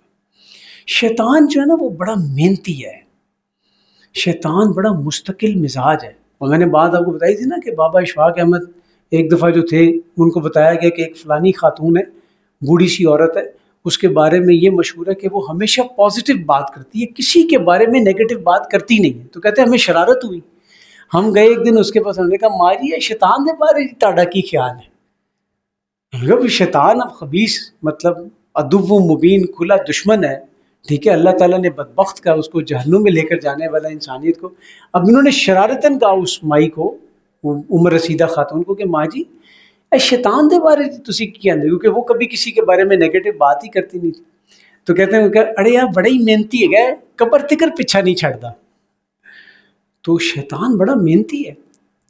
وہ آپ یقین کریں، جس بندے کی عادت ہے نا کہ اس نے اذان سے پہلے مسجد میں پہنچ جانا ہے، اس کے لیے اس کی کوشش ہوگی کہ کسی طریقے سے اس کی تکبیر اولا ختم ہو جائے، کہ تکبیر اولا سے چلا. جس کی کوشش ہے نا کہ وہ تکبیر اولا، مطلب تکبیر اولا پہ آ کے مطلب آتا ہے، وہ اس کی کوشش ہوگی کہ یہ ادھر سے ہٹ جائے تھوڑا سا، مطلب ٹائم لیٹ ہو جائے. اور جو کوشش کرتا ہے کہ بس میں پہلی رکعت کے اینڈ ہونے سے پہلے پہلے پہنچ جاؤں اور کم از کم دوبارہ مجھے رکعت لٹانی نہ پڑے، اس کے لیے اس کی کوشش ہوتی ہے کہ یہ تیسری چوتھی رکعت میں پہنچے. جو جماعت سے پڑھنے والا ہے اس کے لیے کوشش ہے کہ اس کی جماعت ختم ہو جائے، اور جو گھر میں پڑھنے والا ہے اس کے لیے اس کی کوشش ہوتی ہے کہ اب گھر سے آہستہ آہستہ لیٹ کر. اور یقین کریں میں آپ کو بڑے دل کے ساتھ ایک تجربے کی ایک بات شیئر کر رہا ہوں آپ سے. جو نماز آپ جماعت سے مس کر دینا، اللہ کی قسم وہ پڑھنی اتنی مشکل ہو جاتی ہے کہ جس کی کوئی حد نہیں. وہ جماعت نکل گئی نا، اب آپ کے پاس گھنٹہ پڑا ہوا ہے، ابھی پڑھ لیتے ہیں، ابھی پڑھ لیتے ہیں، ابھی پڑھ لیتے ہیں. تو غزوہ تبوک میں یاد ہے نا، وہ کہا ابھی چلے جاتے ہیں، کل چلے جائیں گے، پرسوں چلے جائیں گے، سواریاں بھی ہیں، سب کچھ ہے، اور رسول اللہ واپس آ گئے اور وہ نہیں جا سکے. اس لیے پہلے ہی اپنے آپ کو نا، وہ جو پہلے وار کے اندر جب وہ آ رہا ہے نا، اسی وقت اس کو چت کیا جائے. لا حول ولا. اور رسول اللہ صلی اللہ علیہ وسلم کی کیا شان تھی. اما عائشہ کیا کہتی ہیں، ہمارے ساتھ بیٹھے ہوتے تھے، گپ شپ لگا رہے ہوتے تھے، ایسے جیسے ہمارے سے زیادہ کسی سے چاہت ہے ہی نہیں. گپ شپ چل رہی ہے، چٹ چیٹ چل رہی ہے، ہنسی مذاق چل رہا ہے، گفتگو چل رہی ہے، خیالات کا تبادلہ ہو رہا ہے. جیسے ہی آواز آنی اللہ اکبر، اما عائشہ کہتی ہیں ایسے لگتا تھا جیسے ہم ان کو جانتے ہی نہیں ہیں اور یہ ہمیں جانتے ہی نہیں ہیں. یہ ہے اللہ کی محبت، یہ ہے اللہ تعالیٰ کے ساتھ پیار، کہ اللہ کی محبت سب سے اوپر رہتی ہے اہل ایمان کے دل کے اندر. قل ان کان آباؤکم وابناؤکم واخوانکم وازواجکم وعشیرتکم واموال اقترفتموها وتجارت تخشون کسادها ومساکن ترضون احب الیکم من اللہ ورسولہ وجہاد فی سبیلہ فتربصوا حتی یأتی اللہ بامرہ واللہ لا یہدی القوم الفاسقین. اے نبی ان سے کہہ دیجئے اگر تمہارے باپ، تمہارے بھائی، تمہارے بیٹے، تمہاری بیویاں، تمہارے رشتہ دار، تمہارے وہ مال جو تم نے جمع کیے ہیں، تمہارے وہ مساکن جو تم نے بڑی محنت سے بنائی ہیں، تمہاری وہ تجارت جس کے نقصان کا تمہیں خوف لگا رہتا ہے، اگر یہ 8 چیزیں تمہیں زیادہ محبوب ہیں اللہ سے، اس کے رسول سے، اور اس کے رستے میں کوشش سے، اس کے رستے میں جہاد سے، تو پھر جاؤ، ویٹ اینڈ سی، انتظار کرو یہاں تک کہ اللہ کا حکم آ جائے. اور اللہ کبھی بھی فاسق لوگوں کو ہدایت نہیں دیتا. اللہ تعالیٰ ہمیں اس فسق سے بچا کے رکھے، اس فجور سے بچا کے رکھے. اللہ تعالیٰ ہمیں اس قسم کی نافرمانی سے بچا کے رکھے، کہ ہمارے سب سے بڑی اگر کوئی محبت ہو تو کس کی محبت ہو؟ اللہ کی اور اس کے رسول کی محبت ہو، اس کے رستے میں کوشش کی محبت ہو. تو دعوت دین کے کام میں ہمیشہ اعلیٰ ظرفی کا مظاہرہ کرنا ہے. گالیوں کے جواب میں اگر آپ پھول پیش نہیں کر سکتے تو گالیوں کے جواب میں گالیاں نہیں دینی، خاموشی لگا لینی ہے. نبی کریم صلی اللہ علیہ وسلم کی ایک حدیث کا مفہوم ہے کہ ایک دفعہ ایک شخص جو تھا وہ گالم گلوچ کر رہا تھا اور حضرت ابوبکر صدیق ساتھ کھڑے تھے. جیسے ہی حضرت ابوبکر صدیق نے جواب دیا تو آپ صلی اللہ علیہ وسلم وہاں سے چلے گئے. تو حضرت ابوبکر صدیق بڑے پریشان ہوئے کہ اللہ کے رسول کیا ہوا، آپ نے وہ جگہ چھوڑ دی، میں نے تو اس کی جواب دیا تھا. آپ نے کہا اللہ نے ایک فرشتے کو کھڑا کیا ہوا تھا جو مسلسل تمہاری طرف سے اس کو جواب دے رہا تھا. جیسے ہی تم نے جواب دیا تو وہ فرشتہ چلا گیا، تمہیں بھی چلا گیا. اور یہ مشکل کام ہے کیونکہ اس کے اندر اپنی ذات کی نفی ہوتی ہے. اور بندہ کہتا ہے نا میں نے، آپ گئے ہیں کسی کو دعوت دینے کے لیے، آگے سے اس نے 4 سنا دی. اب آپ کہتے ہیں دعوت تے گئی پیچھے، پہلے تو 10 تو میں نے کیا کیوں، تو پھر دعوت نہ ہوگی. آپ اپنی ایگو کو جب تک آپ نے نیچے نہیں رکھا نا، تو ایگو نیچے رکھ کے پھر اس تک دعوت جو ہے وہ نہیں ہوتی. اور یہی وہ چیز تھی بیسکلی. آپ دیکھیں جو یہاں پر فرمایا کہ وہ ایسا ہو جائے گا جیسے کہ جگری دوست کا انہ ولی حمیم، وہ جس کی تمہارے ساتھ دشمنی تھی. عداوت کا انہ ولی حمیم، وہ ایسی ہو جائے گا جیسے تمہارا جگری یار ہے. کون تھے ابو سفیان؟ کون تھی ابو سفیان کی بیگم؟ حضرت ہند رضی اللہ تعالی عنہا. انہوں نے اسلام قبول کیا تھا. اور کس کو ٹاسک کیا تھا انہوں نے؟ شہید کرنے کا؟ حضرت حمزہ کو، اور کس نے شہید کیا تھا حضرت حمزہ کو؟ حضرت وحشی رضی اللہ تعالیٰ، انہوں نے بھی اسلام قبول کر لیا۔ یہ ہے اسلام۔ سوچ سکتے ہیں، سوچ سکتے ہیں ہم کہ کیا وہ معاشرہ تھا؟ ہمارے تو ذہن سے اوپر، کہیں بہت اوپر کی چیزیں ہیں جنہوں نے شہید کیا چچا کو۔ ہاں یہ کہا کہ جب بیٹھتے تو ذرا اوٹ میں بیٹھا کرو، مجھے چچا یاد آ جاتے ہیں دیکھ کے۔ اللہ اکبر کبیرہ، اللہ اکبر کبیرہ۔ حضرت خالد بن ولید کون تھے؟ پورا چکر کاٹ کے آئے، اور وہ جو وقتی فتح تھی، وہ جو فتح تھی اس کو وقتی شکست میں بدل دیا۔ کس نے بدلا؟ حضرت خالد بن ولید کی وجہ سے ہوا کہ نہیں ہوا؟ حضرت اکرمہ رضی اللہ تعالیٰ عنہ کون تھے؟ ابو جہل کے بیٹے تھے۔ اللہ اکبر کبیر۔ ہم سنتے تو حیران رہ جاتے ہیں۔ یہ وہ چیزیں تھیں بیسیکلی کہ وہ کیا تھا؟ یہ وہ تھا کہ وہ جو جگری دوست ان کو بنا دیا ان کو۔ حضرت ہند کے الفاظ ہیں کہ اللہ کے رسول، جب تک میں ایمان نہیں لائی تھی تو آپ سے زیادہ میری دشمنی کسی کے ساتھ نہیں تھی، لیکن اب جب کہ میں ایمان لائی ہوں تو آپ سے زیادہ اطاعت میرا کسی اور کی کرنے کو دل نہیں کرتا۔ فَإِذَا الَّذِي بَيْنَكَ وَبَيْنَهُ عَدَاوَةٌ كَأَنَّهُ وَلِيٌّ حَمِيمٌ وَمَا يُلَقَّاهَا إِلَّا الَّذِينَ صَبَرُوا۔ یہ مقام نصیب نہیں ہوتا مگر کن کو؟ صبر کرنے والوں کو۔ وَمَا يُلَقَّاهَا إِلَّا ذُو حَظٍّ عَظِيمٍ، اور اس مقام کو نہیں پہنچتے مگر بڑے نصیب والے لوگ، یعنی کہ جو بڑے خوش قسمت لوگ ہیں نا، ان کو صبر کی توفیق ملتی ہے۔ اور صبر کی توفیق ان کو ملتی ہے جن پہ صبر کا مرحلہ آتا ہے۔ بغیر صبر کا مرحلہ آئے صبر کی توفیق نہیں مل سکتی، اور صبر کی توفیق جن کو ملتی ہے وہ بہت خوش نصیب لوگ ہیں۔ اللہ اکبر کبیرہ۔ ہم کس کو کہتے ہیں خوش نصیب لوگ؟ ہمارے نزدیک کون ہے؟ ہمارے نزدیک ہے بھائی خوش نصیب کون ہے؟ جس کے ساتھ جو ایک لینڈ کروزر اور پیچھے، لینڈ کروزر اب بہت زیادہ ہم نے رگڑ دی ہے اس دفعہ، لینڈ کروزر چھوڑ دیتے ہیں کوئی اور فراری کر لیتے ہیں اس دفعہ، ہے نا؟ تو فراری اور اس کے ساتھ پیچھے پھر 5-6 اور لینڈ کروزر اور 4-5 اور گاڑیاں، مطلب پوری روڈ پھر بلاک کرتے ہیں جس وقت جاتے ہیں نا۔ ایسے نہیں جاتے، وہ اسپیشل پروٹیکشن ہوتی ہے۔ ہم ان کو خوش نصیب سمجھتے ہیں نا، خوش پرائیویٹ پلینز ہو جن کے، پرائیویٹ جیٹس، ٹینشن ہی نہیں ہے کسی قسم کی کوئی کہ موٹر وے پہ پابندی لگ گئی ہے سپیڈ لمٹ کا، اپنا جہاز نکالیں گے، اپنا فیول منگوائیں گے، اپنا کنٹینر منگوا لیں گے فیول کا، علیحدہ پیچھے اپنے فیول میں ڈمپ کر لیں گے، ٹینشن ہی کوئی نہیں، کوئی فرق ہی نہیں پڑتا دنیا میں کیا کچھ ہو رہا ہے، اتنا پیسہ ہے۔ ہم ان کو خوش نصیب سمجھتے ہیں۔ اب میں آپ کے سامنے کوٹ کرتا ہوں، ایک امریکن ایکٹر، آپ میں سے اکثر شاید جانتے ہوں گے، جم کیری، کامیڈین ایکٹر تھا۔ وہ کہتا ہے کہ I want everybody could get rich and famous. میں چاہتا ہوں دنیا میں ہر انسان ایک دفعہ امیر اور مشہور ہو جائے، so that he should come to know that this is not the answer, تاکہ اس کو سمجھ لگ جائے کہ اس میں کوئی حقیقت نہیں ہے، یہ کوئی بڑی بات نہیں ہے۔ یہ جم کیری کہتا ہے۔ ہم کہتے ہیں نہیں وہ بڑا خوش قسمت ہے۔ پھر اسی طریقے کے ساتھ ایک تھا کرٹ ڈونلڈ کوبین، میوزیشین تھا بڑا زبردست قسم کا، دنیاوی لحاظ سے لوگ کانسرٹ کے اندر جناب گانے اس کے سنتے، یہ وہ سارا۔ کیسے فوت ہوا جی؟ خودکشی کر لی اس نے، اور اس نے کہا میرے پاس سکون نہیں ہے، پیسہ بھی ہے، شہرت بھی ہے، دولت بھی ہے۔ یہ جو شہرت کا کریز ہے نا آج کل، یہ جو بیٹھا ہوا ہے سامنے ایک آنکھ کیمرے کی لگا کر، ٹھیک ہے، یہ بڑا خطرناک کریز ہے یہ۔ تو یہ وہ جو کریز کہ جس کے اندر 5-5 لوگ اکٹھے ہو رہے ہیں ایک ایک کانسرٹ کے پیچھے، 1.5 لاکھ بندہ اکٹھا ہو رہا ہے، وہ پیسہ بھی آ رہا ہے، شہرت بھی ہے، فیم بھی ہے۔ اس نے اپنے آپ کو گولی مار کے خودکشی کر لی، مار دیا اپنے آپ کو۔ پیسے کی کمی تھی؟ پیسہ تو بہت تھا۔ کس چیز کی کمی تھی اصل میں؟ وہ سکون کی کمی تھی، وہ سکون نہیں تھا اس کے پاس۔ تو سکون کس کے پاس تھا؟ سکون بلال رضی اللہ تعالیٰ عنہ کے پاس تھا، سکون مصعب بن عمیر رضی اللہ تعالیٰ عنہ کے پاس تھا، سکون کس کے پاس تھا؟ خباب بن نرد کے پاس تھا، سکون کس کے پاس تھا؟ حضرت حنزلہ کے پاس تھا۔ پیسے شیسے کوئی نہیں تھے، سکون بہت تھا۔ کیسے تھا سکون؟ وہ ادھر وہ پیچھے سے ایک نیزہ کرتا ہے آ کے اور سینے سے باہر نکلتا ہے، اور وہ کہتے ہیں رب کعبہ کی قسم میں کامیاب ہو گیا۔ عجیب بات نہیں؟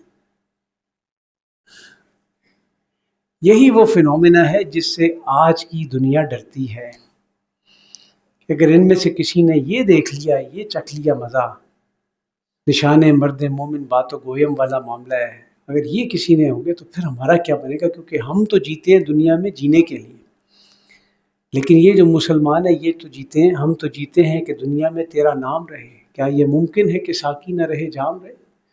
دشت و دشت دریا بھی نہ چھوڑے ہم نے، بحر ظلمات میں دوڑا دیے گھوڑے ہم نے. ان کو تو شہادت چاہیے، شہادت ہے مطلوب و مقصود مومن، نہ مال غنیمت نہ کشور کشائی. یہ کون سی قوم ہے؟ تو یہ وہ چیزیں ہیں بیسیکلی کہ صبر کا مرحلہ بھی جو ہے وہ اس کے پاس آتا ہے جس کو بڑے نصیبے والا ہوتا ہے، اور پھر اس کے اندر سے اللہ ہی اس کو گزارتا ہے. یہ ہر کسی کو یہ نصیب والا کام ہے. ذو حظ عظیم، یہ بہت نصیب کی بات ہے کہ اگر کسی شخص کی زندگی کے اندر ایسا مرحلہ آ جائے جس میں اس کو صبر کرنا پڑے. اور نہیں صبر کر سکتا انسان مگر اللہ کی توفیق سے. وَاصْبِرْ وَمَا صَبْرُكَ إِلَّا بِاللَّهِ، اور تم صبر کر ہی نہیں سکتے مگر اللہ کی توفیق سے، اللہ کی مدد کے ساتھ.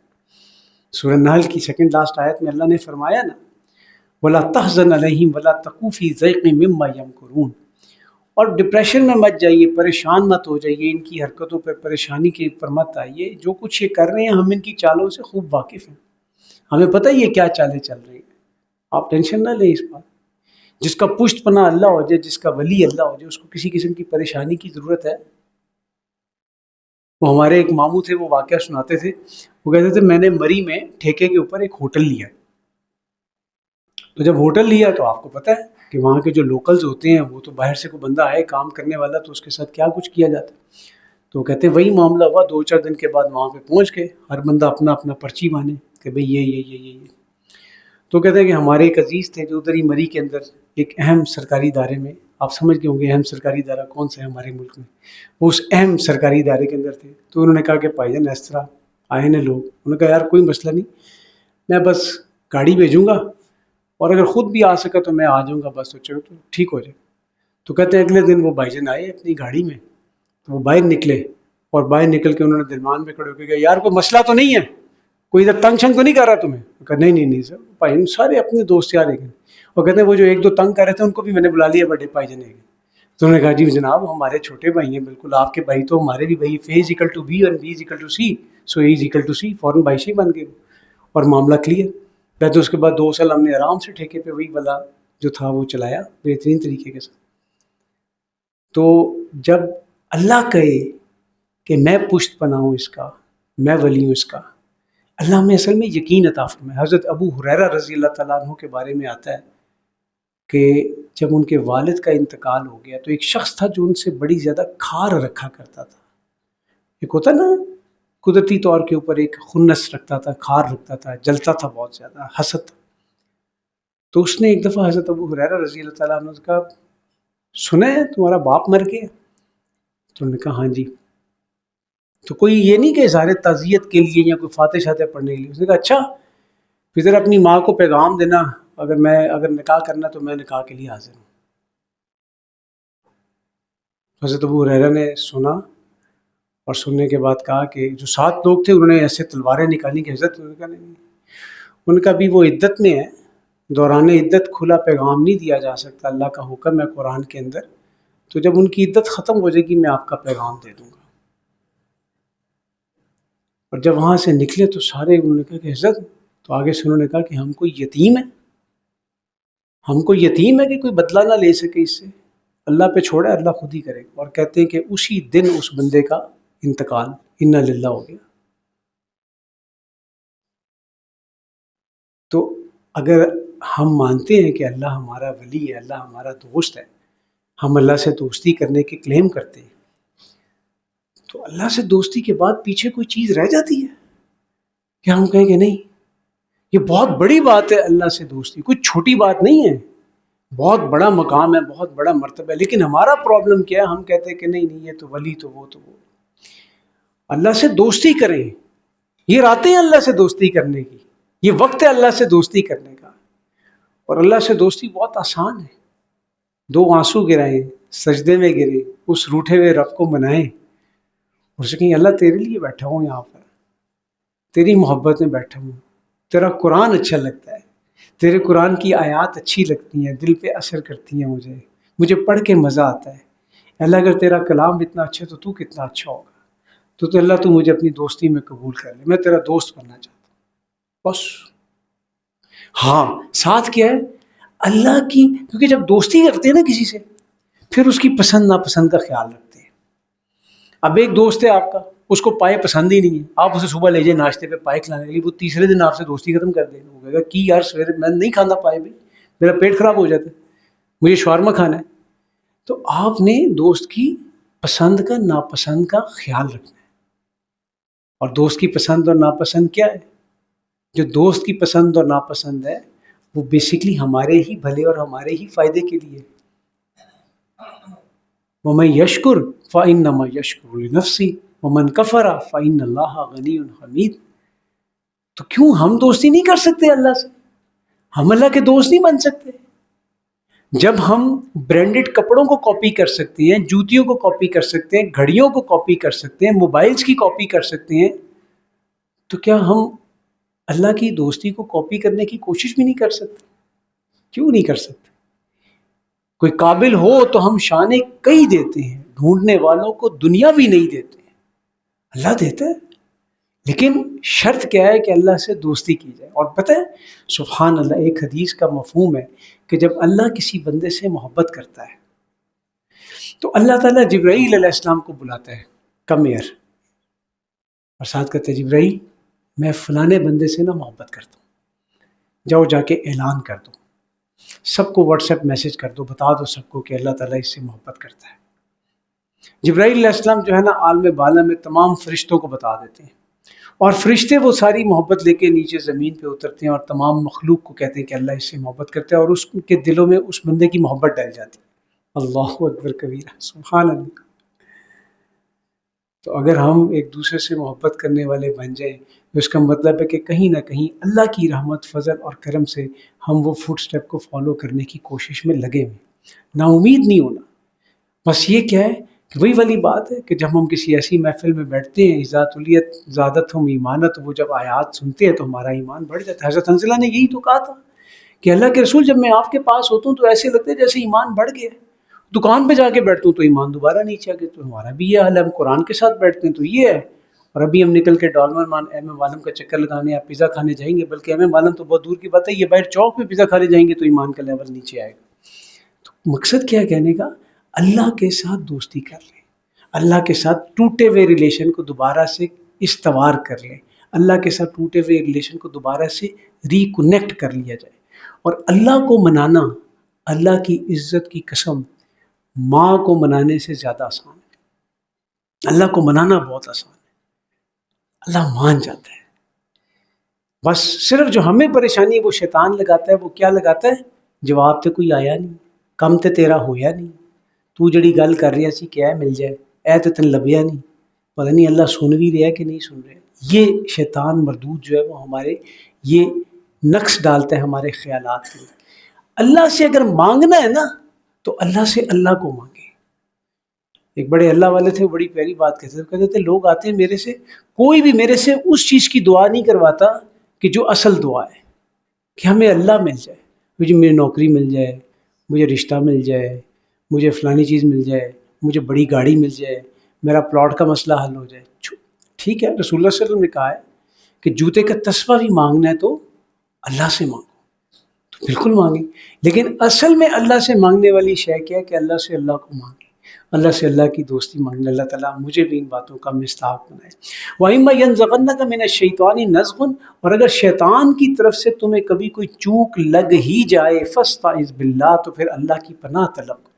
فوری طور پہ بندہ واپس پلٹ کے اللہ کی پناہ کے اندر آ جائے، نہ کہیں جہاں میں امان ملی، جو امان ملی تو کہاں ملی، میرے جرم خانہ خراب کو تیرے عفو بندہ نواز۔ فوری طور کے اوپر انسان واپس پلٹے اور اللہ تعالیٰ کی طرف اپنے رجوع کرے۔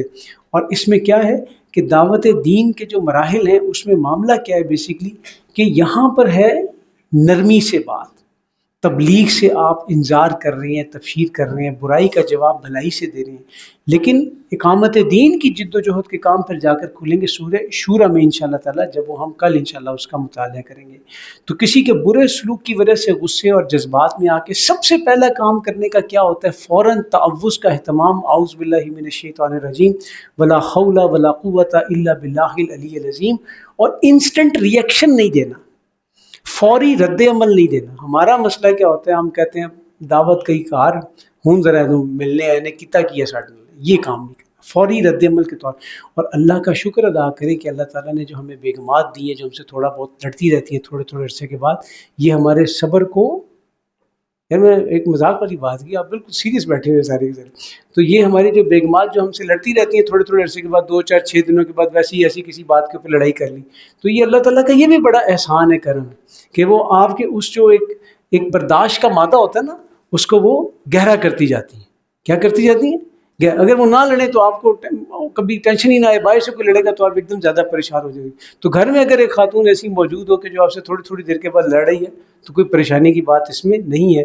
فاستعذ باللہ، ادھر بھی اللہ کی پناہ طلب کریں، انہ هو السمیع العلیم، بے شک اللہ سننے والا اور جاننے والا ہے۔ ومن آیاتہ اللیل والنہار والشمس والقمر، اور رات دن سورج اور چاند بھی اس کی نشانیوں میں سے ہیں۔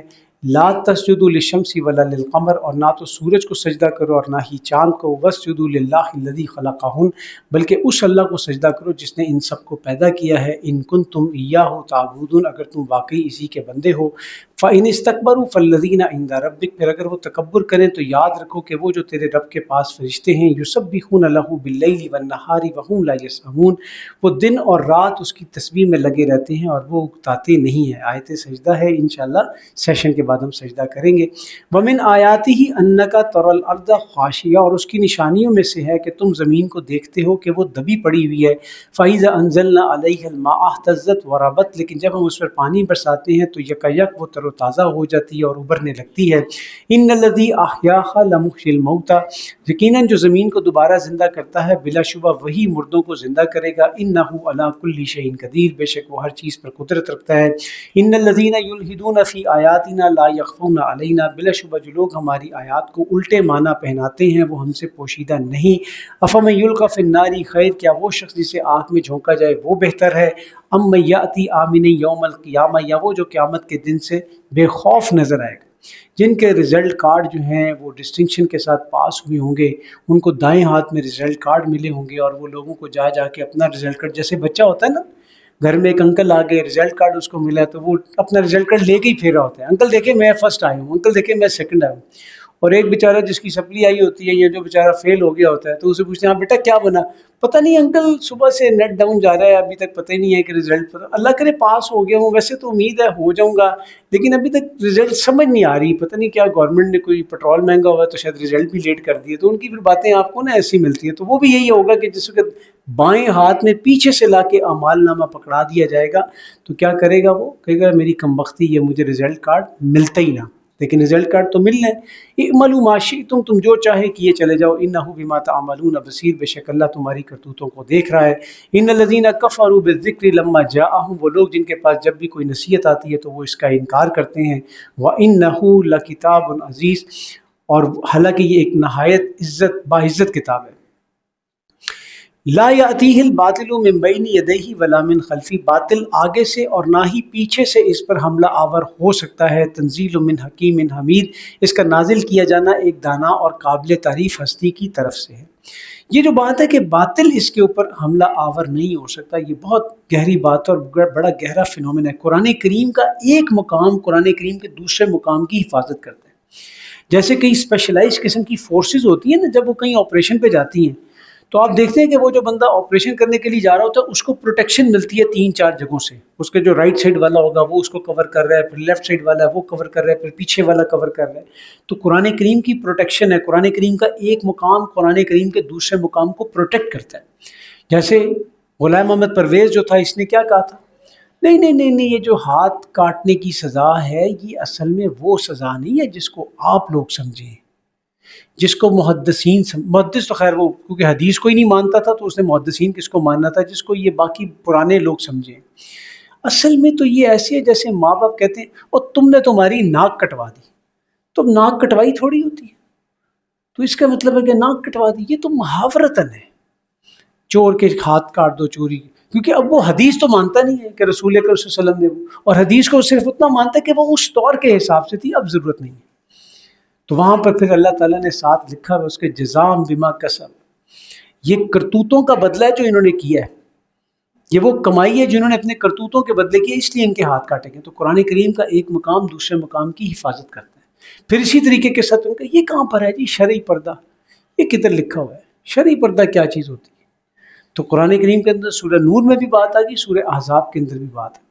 تو بیسکلی یہ وہ معاملہ کیا ہوتا ہے کہ اپنی تشریح چاہتے ہیں قرآن کی، اپنے حساب سے، اپنے انداز سے۔ ہمارے ایک جاننے والے تھے اسی طرح، تو ایک دفعہ موقع ملا نماز کا، وہ اچھا چل آ جا یار مولوی نماز پڑھا نماز پڑھا۔ اب 3 لوگ ہو گئے، اور 3 لوگ ایسے ہو گئے، ظاہری بات ہے اب ایک نے آگے کھڑے ہونے اور 2 نے پیچھے، انہیں نہیں ساتھ ساتھ کھڑے ہو کے پڑھ لے، بس شروع کر اللہ اکبر اللہ اکبر لا الہ الا، چل شروع کر۔ تو کہتے ہیں جس بندے کے ساتھ یہ واقعہ ہوا نا، تو اس نے پھر کہا، اس نے کہا سر ایک بات بتائیں، آپ فٹ بال گراؤنڈ میں پولو کھیل لیں گے؟ وہ پولو کے پلیئر تھے بڑے، تو کہا سر فٹ بال گراؤنڈ میں پولو کھیل لیں گے آپ؟ کہتے نہیں یار پولو گراؤنڈ میں ہوتی ہے فٹ، کہتے نہیں سر مطلب وہ اس کو کر کے پولو کو اس نے چلے سے کرکٹ گراؤنڈ میں پولو کھیل لیں گے؟ اس کو یار نہیں کھیل سکتے، اس کے پاس یہ نماز ہی رہے گی آپ کی مرضی سے، جس طرح آپ چاہیں گے پڑھ لیں گے، اس کی کوئی ایس او پی نہیں ہے، اس کی کوئی اللہ تعالیٰ نے انسٹرکشن نہیں دی ہوئی کہ اس کو ایسے کرنا ہے ایسے کرنا ہے، صرف آپ کی گیمز ہیں کہ جن کا پورا ایک پروٹوکول موجود ہے کہ یہ ہاکی ہے تو ہاکی گراؤنڈ میں ہوگی، فٹ بال ہے تو فٹ بال گراؤنڈ میں ہوگی، اور جو ٹینس گراؤنڈ ہے اس کے اندر بیڈمنٹن نہیں کھیل سکتے، اور جو بیڈمنٹن والی جگہ اس پہ ٹینس نہیں کھیل سکتے۔ تو صرف ایک نماز رہ گئی ہے یتیم کہ جس کے ساتھ آپ جو مرضی سلوک کرنا چاہیں آپ کر لیں۔ تو یہ بنیادی طور پہ وہی مائنڈ سیٹ ہے، یہ نہیں خیر یہ بس مولویوں کی بات ہے۔ یہ وہ چیز ہے کہ جو آج ہمارے معاشرے میں بہت زیادہ سرایت کر گئی ہے، خاص طور پہ ایلیٹ کلاس طبقے میں، کیونکہ وہ ظاہری بات ہے دین پہ بھی رہنا ہے، بتانا ہے کہ ہم دین کے اوپر ہیں، لیکن دین پہ اتنا رہنا ہے جیسے ہومیوپیتھی کی ایک پھکی ہوتی ہے نا کہ وہ آپ کھائیں نہ اس کا کوئی فائدہ ہو نہ اس کا کوئی نقصان، اس طرح کے دین کے اوپر رہنا ہے ہمیں۔ ما یقال لک الا ما قد قیل للرسل من قبل، تم سے وہی کچھ کہا جا رہا ہے جو کچھ تم سے پہلے رسولوں کو بھی کہا گیا تھا۔ ان ربک لذو مغفرۃ وذو عقاب علیم، یقیناً آپ کا رب بخشنے والا بھی ہے اور تکلیف دہ عذاب دینے والا بھی ہے۔ ولو جعلناہ قرآنا اعجمیا، اور اگر ہم اسے کوئی اجمی قرآن بنا کر بھیجتے، لقالوا لولا فصلت آیات، تو لازماً یہ لوگ اعتراض کرتے کہ اس کی آیات کی عربی میں وضاحت کیوں نہیں کی گئی۔ اعجمی و عربی، عجیب بات ہے کہ قرآن کسی اور زبان میں اور مخاطب عربی ہوں۔ قل هو للذین آمنوا ھدی و شفاء، کہہ دو کہ یہ ماننے والوں کے لیے ایک ہدایت ہے اور ایک شفا ہے۔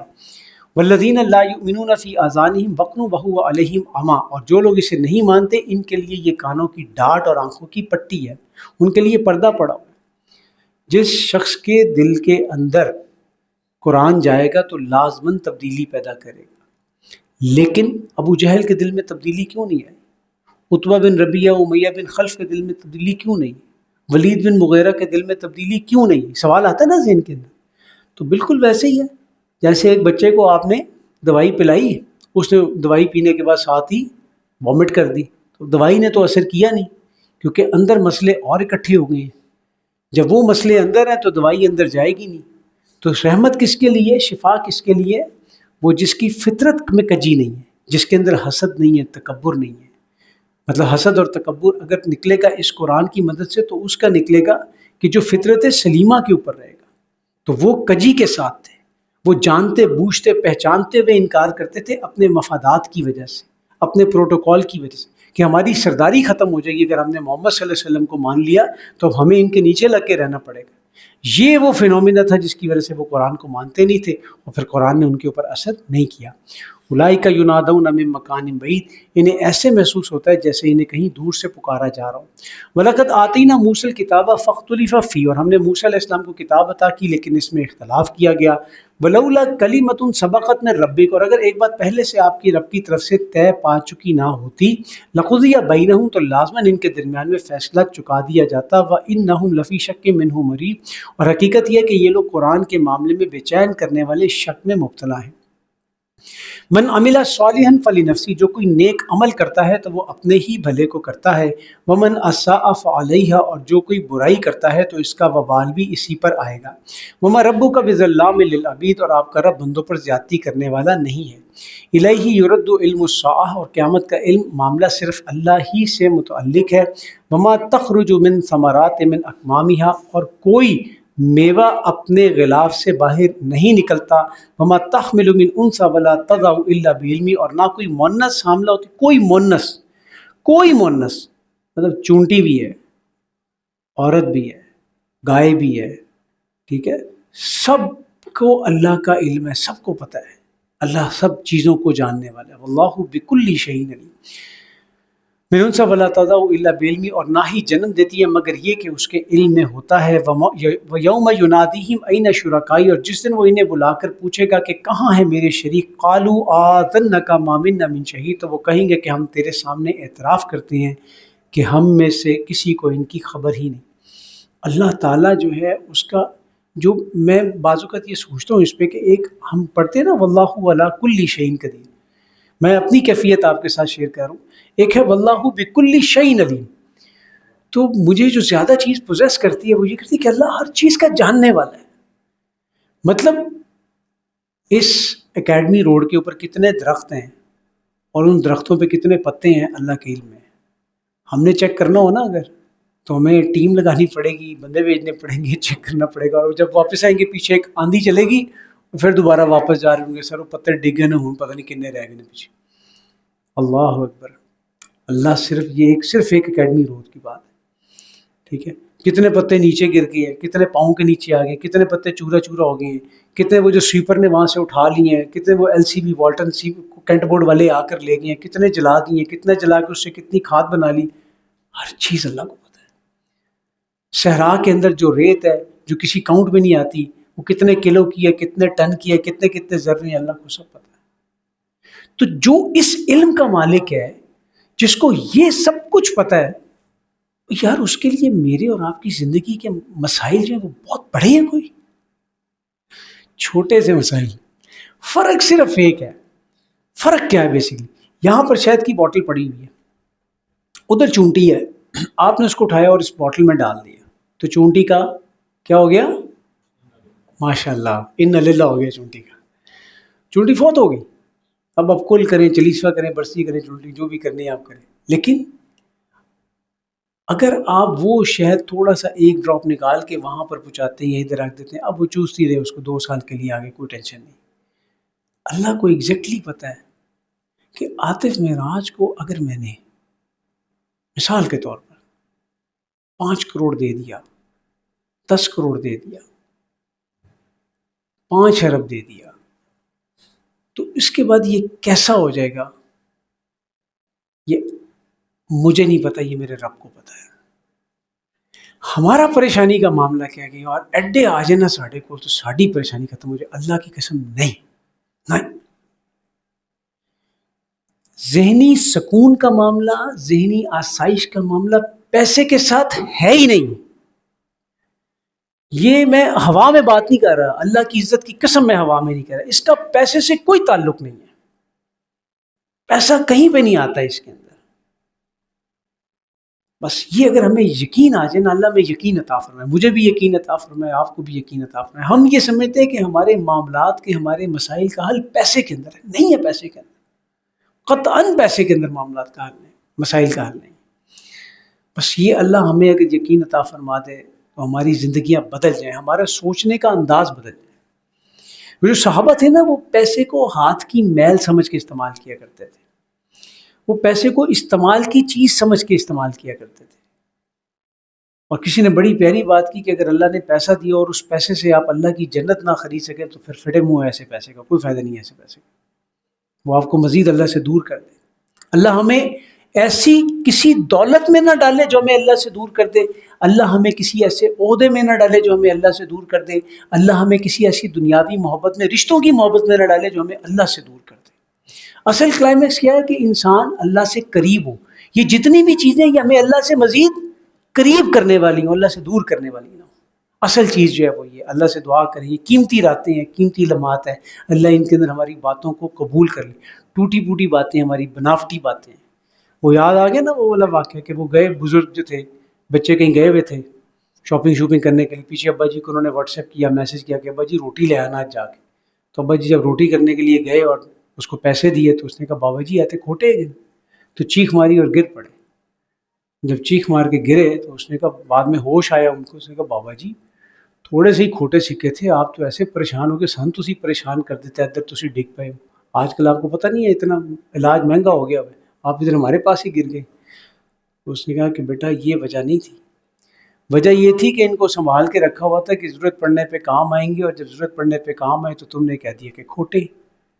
تو ٹینشن صرف یہ ہوئی ہے کہ کل کو جو میں اعمال اپنی طرف سے بڑے سنبھال کے رکھ رہا ہوں اور کہوں گا کہ اللہ کے پاس لے کر جاؤں گا اور اللہ کو کہوں گا یہ میرے اعمال ہیں، تو کوئی اللہ نے اس دن مجھے نہ یہ کہہ دے کہ یہ تیرے اعمال تو کھوٹے ہیں.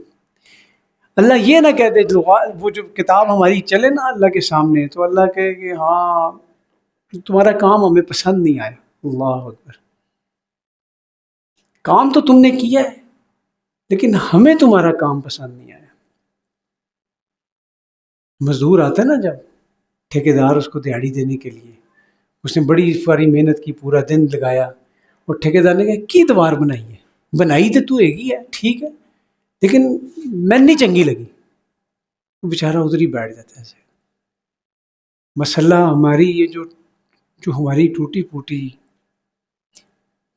جو بھی ہماری تھوڑی سی ایفٹ ہے، اللہ اپنے کرم سے، اپنے رحم سے، اپنے فضل سے ہمارے اوپر اپنی رحمت کی چادر ڈالتے ہوئے اللہ اس کو قبول کر لے، اللہ اسے ایکسیپٹ کر لے. بس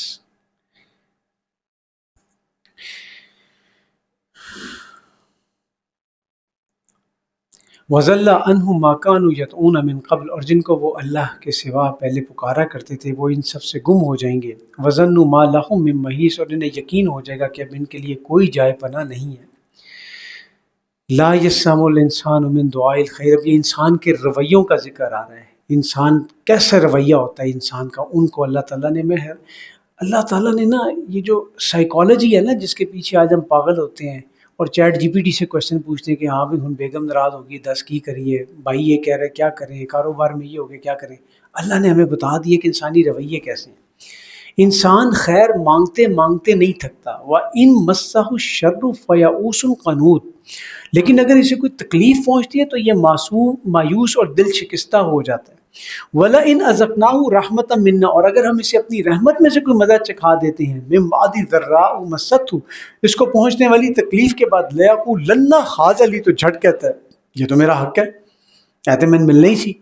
وما اظن الساعۃ قائمہ، اور میں نہیں سمجھتا قیامت قائم ہوگی کبھی. ولئن رجعت الی ربی، اور اگر میں اپنے رب کی طرف لوٹایا بھی گیا، ان لی عندہ للحسنی، تو میرے لیے اس کے پاس ہی بھلائی ہی ہوگی.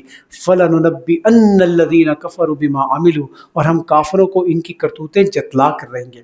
ولنذیقنہم من عذاب غلیظ، اور ہم انہیں لازماً سخت عذاب کا مزہ چکھائیں گے. وَإِذَا أَنْعَمْنَا عَلَى الْإِنسَانِ أَعْرَضَ وَنَأَىٰ بِجَانِبِهِ، اور جب ہم انسان کو کسی نعمت سے نوازتے ہیں تو وہ منہ پھیر لیتا ہے اور رکڑ کر پہلو بدل لیتا ہے. سیم سورہ بنی اسرائیل والا پیٹرن آ رہا ہے. وَإِذَا مَسَّهُ الشَّرُّ فَذُو دُعَاءٍ عَرِيضٍ، وہاں پر ہے وَإِذَا مَسَّهُ الشَّرُّ كَانَ یئوسا، بالکل مایوس ہو جاتا ہے. یہاں پر ہے کہ جب تکلیف پہنچتی ہے تو لمبی لمبی دعائیں کرنے لگ جاتا ہے. دو پیٹرن ہوتے ہیں نا، اگر تکلیف آ گئی تو بالکل مایوس ہو گیا کہ نہیں ان سے پتہ نہیں کی ہوئے گا، خودکشی کرنے کا سوچنے لگتا ہے. استغفر اللہ. اور یہاں پھر یہ ہوتا ہے کہ مسجد میں جہاں پر پہلے بیٹھتے ہی نہیں تھا، بیٹھ کے لمبی لمبی دعائیں کر رہے ہیں. قُلْ رَأَيْتُمْ إِنْ كَانَ مِنْ عِنْدِ اللَّهِ ثُمَّ كَفَرْتُمْ بِهِ، ان سے کہو بتاؤ اگر یہ قرآن اللہ کی طرف سے ہو اور تم اس کا انکار کر بیٹھو، من اضل ممن هو فی شقاق بعید، تو اس شخص سے بڑھ کر کون گمراہ ہوگا جو مخالفت میں دور نکل گیا ہو. سَنُرِيهِمْ آیَاتِنَا فِي الْآفَاقِ وَفِي أَنفُسِهِمْ، یہ بڑی قیمتی آیت ہے. آیات تو ساری قیمتی ہیں لیکن یہ کیا ہے بیسکلی اس کے اندر کہ یہ جو سنوریہم کا جو سین ہے نا، یہ سنوریہم ہے بیسکلی مضارع کا سیغہ ہے. مضارع ہوتا ہے جس میں مستقبل اور حال دونوں میں ترجمہ ہوتا ہے. جب سین لگ جاتا ہے اس میں مضارع میں پہلے، تو پھر اس کا ترجمہ صرف مستقبل کے اندر ہوگا. تو یہاں پر یہ بتا دیا کہ سنریہم آیاتنا فی الآفاق وفی انفسہم، ان قریب ہم آفاق اور انفس میں ہم اپنی نشانیاں ان کے اپنے اندر اور اس کائنات کی نشانیاں جو ہے وہ ہم ان کو دکھائیں گے۔ تو دکھائی اللہ نے کہ نہیں دکھائی؟ فرعون کی لاش نکالی اللہ نے کہ نہیں نکالی؟ دکھائی نا سامنے دنیا کو۔ پھر کیا نا ڈاکٹر مورس بکائی نے اس کا تجزیہ، اور اس کے بعد پھر مسلمان بھی ہوئے اس نشانی کو دیکھ کر۔ جب فرعون کی لاش کے اوپر تحقیق کی انہوں نے اور پتہ چلا کہ اس کا ذکر قرآن میں آیا ہے، اور پتہ چلا کہ یہ غرق ہوا تھا، تو جب تحقیق کرتے گئے تو ان کو پتہ چلا کہ واقعی یہ 2 دن پانی میں رہی ہے، 1-1.5 دن پانی میں رہی ہے لاش، اور اس کے بعد کسی ڈیزرٹ کے اندر رہی ہے۔ پھر یہ بھی پتہ چل گیا کہ ہاں ساتھ وہ صحرا بھی تھا، تو سمجھ لگ گئی ان کو کہ ہاں واقعی اس کا مطلب ہے۔ تو آگے اللہ نے فرمایا حتی یتبین لہم انہ الحق، یہاں تک کہ یہ بات ان پر کھل کے سامنے آ جائے گی کہ یہ حق ہے، تو پھر اسلام قبول کیا انہوں نے۔ اسی طریقے کے ساتھ وہ جو مارب ڈیم جس کے بارے میں ہم نے کل پرسوں پڑھا سورہ سبا کے اندر، تو وہ کس دور کا تھا؟ وہ حضرت موسیٰ علیہ السلام سے بھی 200-300 سال پہلے کا تھا، 1000 سال تک رہا۔ رسول اللہ صلی اللہ علیہ وسلم کی پیدائش کے وقت آ کے وہ ٹوٹا 570 عیسوی کے لگ بھگ، اور اس کے بارے میں پتہ کب چلا؟ 70 سال پہلے، 1950 میں۔ لیکن یہ ماشاءاللہ اتنے تیز ہے نا، یہ ریسرچیں وغیرہ کرتے ہیں، یہ کہتے ہیں رپورٹ نکلے نہ باہر، پتہ چلے ہو سکتا ہے اس ٹیم کے اندر سے بھی کوئی 2-4 نے اسلام قبول کر لیا، لیکن پھر یہ باہر آنے نہیں دیتے اس طرح کی خبریں، ٹینشن ہوتی ہے نا ان کو۔ تو مارب ڈیم کا اس کے بارے میں کھدائی ہوئی اور سارا، اور انہوں نے پوری کی پوری رپورٹ تیار کی کہ 5 پوائنٹس ہیں اس کے اندر جو ایگزیکٹلی وہی ہیں جو آج ہم ریسرچ کر کے اس نتیجے پر پہنچے۔ نمبر 1، یہ اریگیشن سسٹم کا بہترین کلاسیکل کنسٹرکشن کا ایک شاہکار تھا۔ نمبر 2، یہ پانی کے زور سے ٹوٹا۔ نمبر 3، یہ جس جگہ کے اوپر تھا وہاں پر 2 بڑی بڑی نہریں تھیں یا 2 بڑے بڑے باغات تھے جو اس پورے علاقے کو سیراب کیا کرتے تھے۔ نمبر 4، وہ قرآن نے بھی کہا اور وہ بھی کہتے ہیں کہ ان کی جو ڈسٹینسز تھے بیسیکلی اس تہذیب کے، یہ جو یمن کی تہذیب تھی اس کے شارٹ ڈسٹینس تھے ٹریولنگ کے ساتھ۔ اللہ تعالیٰ نے ان کو پروٹیکشن دی ہوئی تھی، سیکیورٹی دی ہوئی تھی، ان کے جو روٹس تھے وہ سارے کے سارے سیکیورڈ تھے، لمبی ٹریولنگ نہیں تھی، ڈاکے نہیں پڑتے تھے، امن والا رستہ دیا ہوا تھا۔ 5 انہوں نے اس کے اوپر کریٹیسز نکال کے انہوں نے کہا کہ یہ 5 جو ہماری اس ٹائم کے اوپر ریسرچ ہے، یہ ساری 5 وہ ہیں جو قرآن میں بھی آتی ہیں۔ تو پھر کہتے ہیں کہ کمال ہے، پھر قرآن کو یہ اتنے سال پہلے کیسے اس بات کا پتہ ہے؟ اس کا مطلب ہے کہ قرآن میں کچھ تو ہوگا، کچھ تو ہوگا۔ تو جس کو ملتا ہے اس کے بارے میں اللہ کہتا ہے ڈھونڈنے والوں کو دنیا بھی نہیں دیتے، کوئی قابل ہو تو ہم شانے کئی دیتے ہیں۔ پھر اور دیکھ لیں اس کو، انسان کی اپنی پیدائش کیسے ہوئی؟ ایک نطفے سے کیا بنا؟ علقہ سے کیا بنا؟ مضغہ سے کیا بنا؟ ہڈیوں پہ کیا چڑھایا؟ گوشت۔ تو تم اپنے اندر نہیں دیکھتے کہ تمہاری ہم نے کیسے کیا، تمہیں کیسے پیدا کیا؟ یہ سب ایکسیڈنٹلی ہے؟ نہیں، اس کے پیچھے کوئی ہے ہستی جو یہ سب کچھ کر رہی ہے۔ حتی یتبین لہم انہ الحق، تو یہ بات ان کے اوپر واضح ہو جائے گی۔ آج ہمیں سائنسی ایکسپلوژن کی وجہ سے پتہ چلتا ہے کہ سورج، زمین، چاند، ستارے کل یجری لاجل مسمى، ہر چیز اپنے اپنے مدار میں نہ صرف یہ کہ گردش کر رہی ہے بلکہ ایک خاص وقت تک کے لیے کر رہی ہے۔ فیلڈ آف جیولوجی ہمیں کیا کچھ بتاتی ہے، واٹر سائیکل ہمیں کیا کچھ بتاتا ہے، یہ سب وہ نشانی ہے جو اللہ قرآن کے اندر پہلے سے بتا چکا ہے، اس سائنسی ایکسپلوژن کے دھماکے سے بہت پہلے بتا چکا ہے۔ وہی کہہ رہا اللہ سبحانہ وتعالیٰ حتی یتبین لہم انہ الحق، یہاں تک کہ ان پر یہ بات واضح ہو جائے کہ یہ قرآن حق ہے۔ اولم یکفی بربک انہ علی کل شیء شہید، کیا یہ بات کافی نہیں ہے کہ تیرا رب ہر جگہ موجود ہے؟ الا، جان لو، آگاہ ہو جاؤ، انہم فی مریۃ من لقاء ربہم، سن لو ان لوگوں کو اپنے رب سے ملنے پر شک ہے۔ الا انہ بکل شیء محیط، اور جان لو وہ ہر شے کا، ہر چیز کا احاطہ کیے ہوئے ہے۔ وآخر دعوانا ان الحمد للہ رب العالمین۔